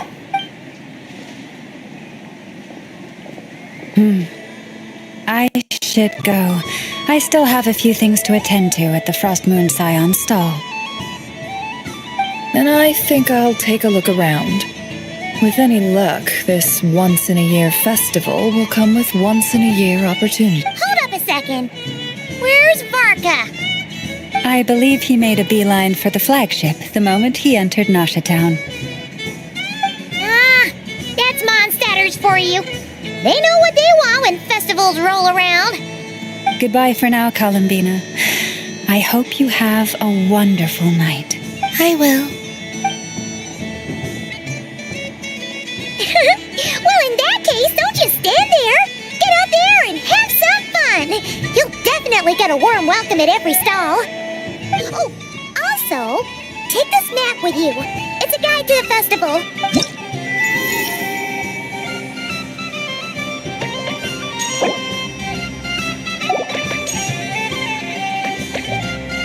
The Frost Moon Scion stall is over here. Llama's invited a whole bunch of cute animals to celebrate too. Over there is the Hexacircle section. Alice seemed more excited than anyone about this festival, so she insisted on making it a grand affair. Oh, and then there's the Nasha Town local specialties, including... Actually, forget that. Better if you go check them out for yourself. Thank you. It looks like a lot of fun. You're not coming with me?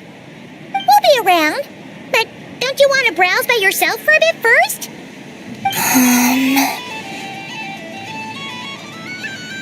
Yep. If you find something you like and want to try it out together, just give us a shout. We'll be right with you. Otherwise, just relax and enjoy yourself. There's so much on offer, so try to experience as much as you can.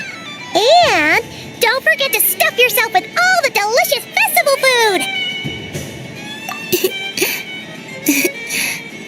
All right then. Off I go. Where should I go first? So this is the Frost Moon Scions area. It feels very...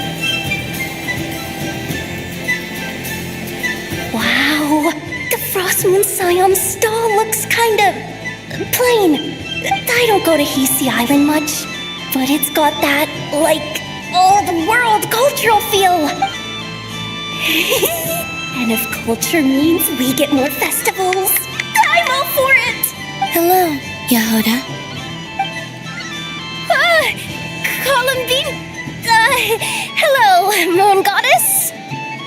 That was too close. I almost gave the game away in front of the staff. Oh, wait.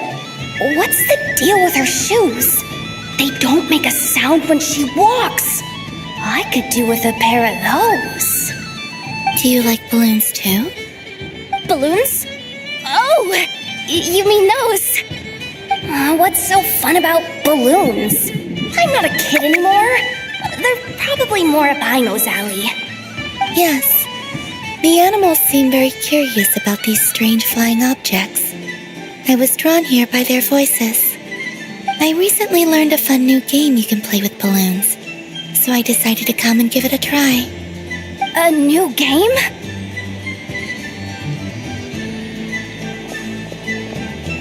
Hello. Welcome home, Moon Goddess.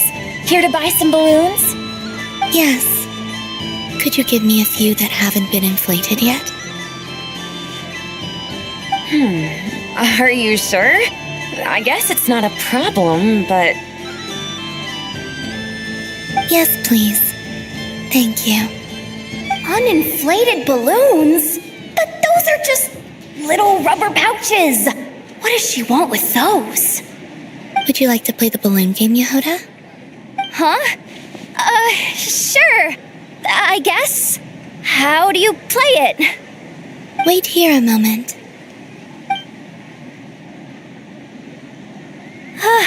Oh. This is so weird. What have I got myself into now? I thought I saw Columbina nearby. Oh, that's the fourth Harbinger! Although she's helped us out quite a bit, she's good people, right? Is she looking for Columbina? Oh, guess that's my ticket out of here. I'm not sure my heart can take being sandwiched between two Harbingers.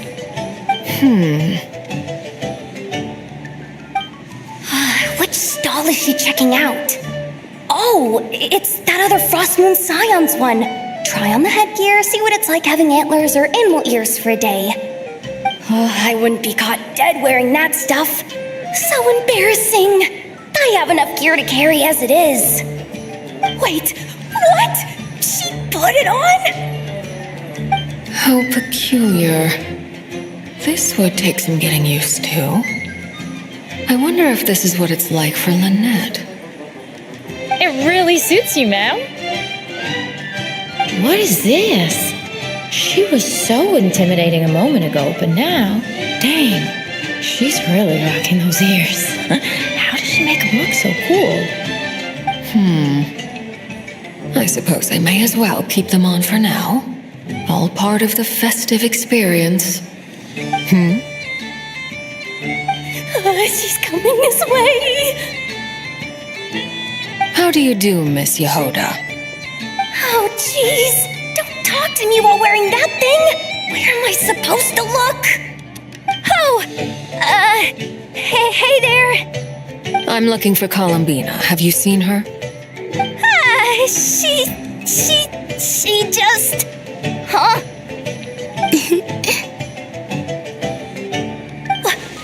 Oh, wait. Is that what she meant by balloon game? Yeah.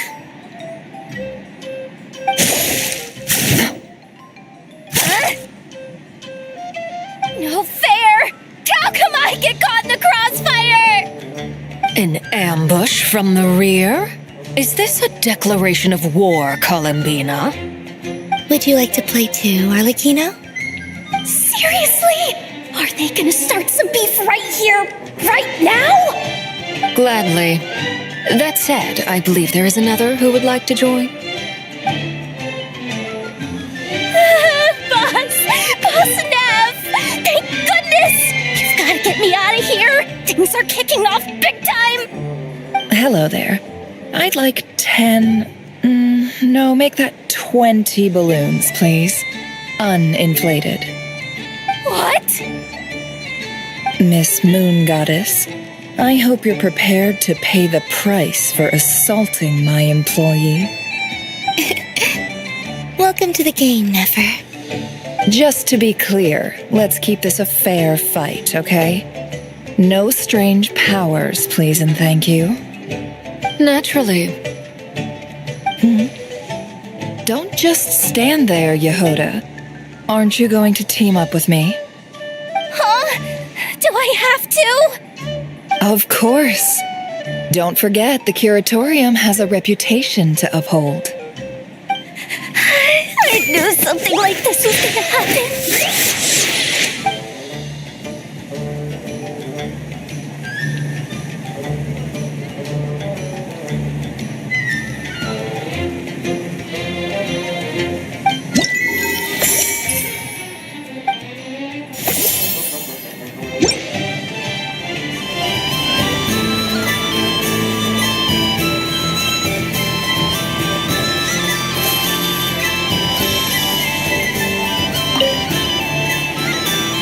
Welcome home, Moon Goddess. Would you like to try on some animal theme? I always hear Loma saying how heavy her antlers are. I wonder, let me give it a try. Oh my! It's a little itchy. And it's hard to turn my head. Should I keep wearing it?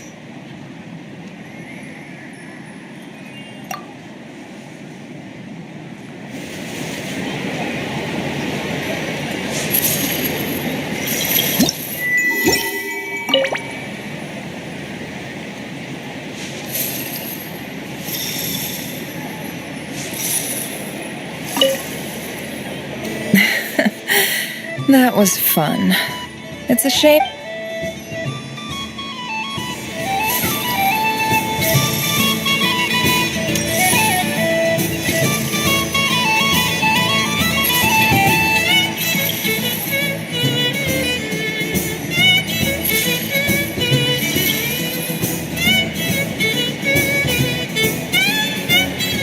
I wish for a never-ending supply of laka berries. What a humble wish. Probably written by a child.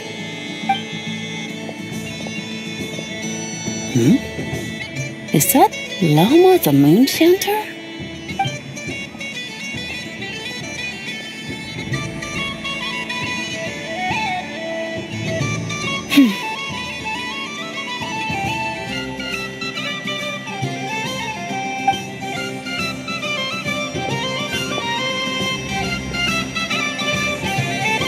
I wish that the long plume ibises would stop biting me.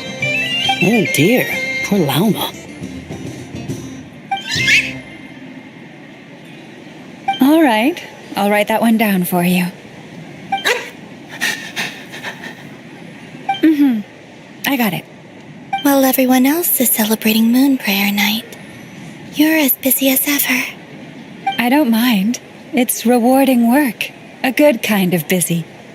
My antlers are at their heaviest tonight, and the Kuvaki waves are especially strong. But as I help these dear friends hang their wishes up, I feel a great peace within myself that is hard to describe. You see, they're all such beautiful wishes, and they are ones that we can fulfill by our own strength. Do you blame me, Lama? I want to hear your honest answer. It is by the help of so many people that I can return to the moon. But I feel as though I've hardly done anything in return. You've done plenty, Columbina. I say this in earnest, both as someone who knows your history, and also as a friend who has seen what you've been through. What about as a moon chanter? Our moon goddess's wish. And I'm sure any moon chanter in history would have felt the same way. Thank you for your kind words, Lama. But... Since you asked for my honesty, I won't lie to you. My feelings are mixed right now. Besides pride, I also feel... I suppose it's a reluctance to let go. Once you return to the moon, we will be far apart and separated by a false sky. I'm sure those of us left behind will gaze up at that sky, yearning for the moon once in a while, just as you used to do. I will miss you, Lama. I will miss you all. I hope to stay in touch. I will try and find some way to send messages down from the moon. Perhaps you could use Kuvaki. I've heard Yehoda say that signals can be sent using long and short waves, or strong and weak lights. That sounds a little complicated. What if we forget what the signals mean? We could prepare a codebook beforehand, but... You're right. It wouldn't really suit you. Still, whatever happens, I believe that you will find your own unique way of communicating with us. And now that I think about that, my heart feels lighter.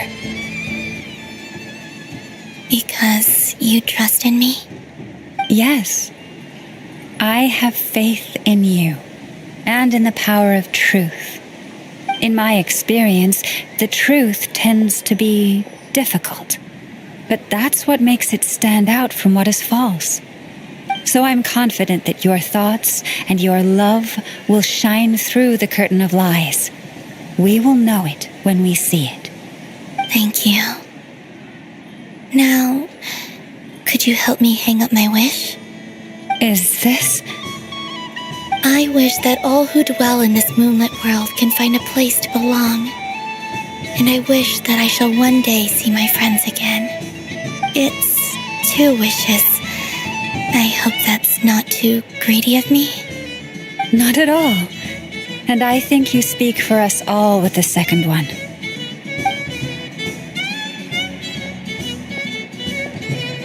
I shall continue to pray until the day that all of these wishes come true.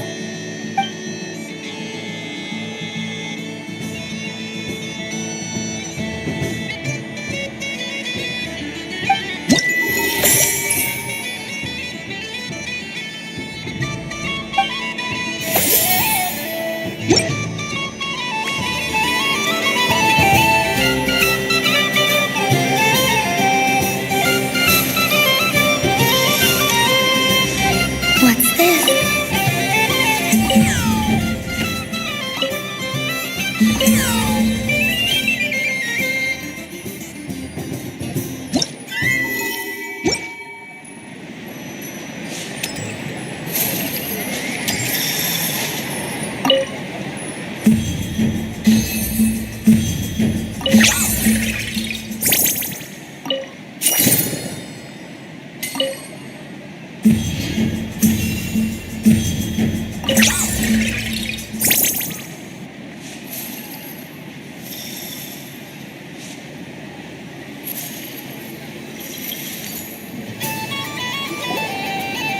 Sunny days!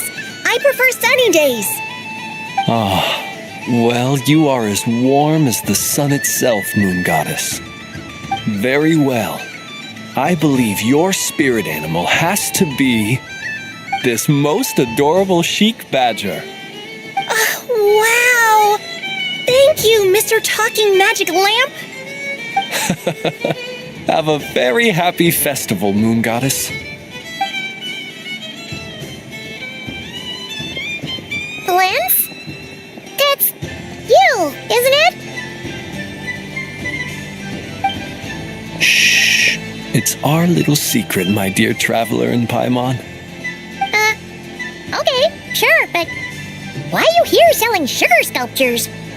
Everyone celebrates in their own way. After gazing into the abyss and spending time around gravestones all year, what better way to relax than to see sunny smiles on the faces of the living?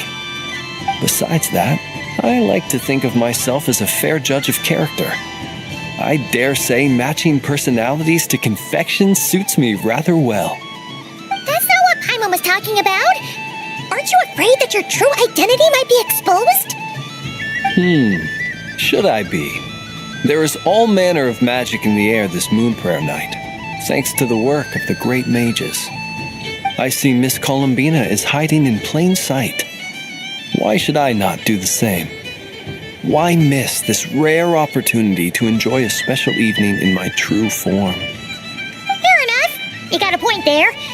People who don't know you will probably think you're just a talking lantern. Well, now that we see eye to eye, what brings you here? Not a search for your spirit animal, I presume? Ah, well, actually... Here, see for yourself. Oh, this is... How wonderful. A beautiful idea. Yeah, we just met Barca, and he said that having everyone draw their own section was kind of boring. So, he did your bit for you. Ah, Varka. Ever the maverick. I see his artistic skills are truly one of a kind. In that case, I shall paint something on Mr. Albedo's behalf in a short while. What? Why not now? Ahem. Welcome home, Moon Goddess.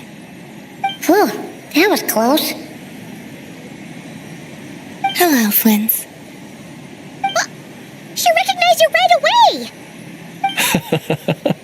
What keen eyes you have, Miss Columbina. Especially considering they are shut. I did not see you. Rather, I sensed you. I can sense the fluctuations in Kuvaki all around me. One would expect no less of the moon goddess. Might I interest you in some candy? Yes, please. Excellent. I shall make some for you right away. Something the matter, Miss Columbina? What about my spirit animal? All the other children carrying sugar sculptures are talking about it. Wait, is she taking the test seriously? My apologies. How could I neglect that? You are quite right, Miss Columbina. Every one of us has a magical creature living in their heart. Would you permit me to help you find yours? Yes, please. Do you prefer the day or the night? Night. Which of the 4 seasons is your favorite? Winter. Think of a perfect day. What is the weather like? Sunny, rainy, or perhaps cloudy? Rainy in the morning, sunny at night. What kind of answer is that? Forests, lakes, and open seas. Which do you prefer of these? I like them all. Imagine you opened your very own shop. What would you sell there? Moonlight, I think. Wow! My mom would totally shop there.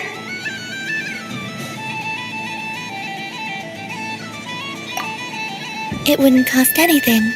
You'd just need to visit. Aha! I believe I know what your spirit animal is. Here, for you. Oh, it's a Kohenki! Indeed. A free-spirited being with a deep love for all things here in Nodcry, who selflessly lends her aid to as many people as she can reach. It is the perfect fit for you, Miss Columbina. Thank you. It would be my honor.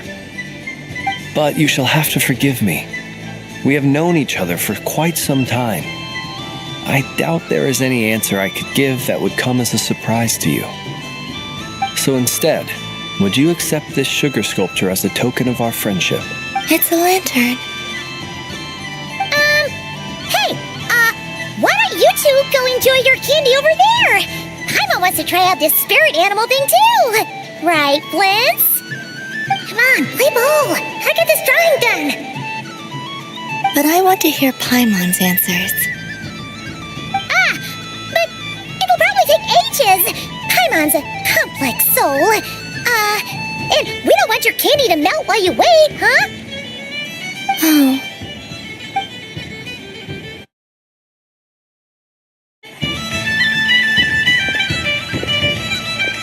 Phew! Nice excuse, Lady Paimon. That was some quick... Yeah, no thanks to you. A little help next time?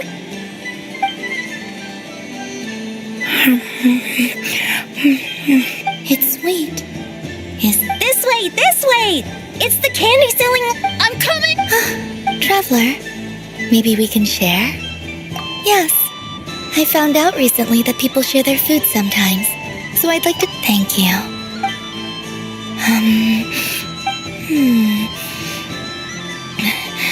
Yours is a little more sour. Are you sure? Amazing. My sugar sculpture has shrunk. I will remember this feeling. Sure.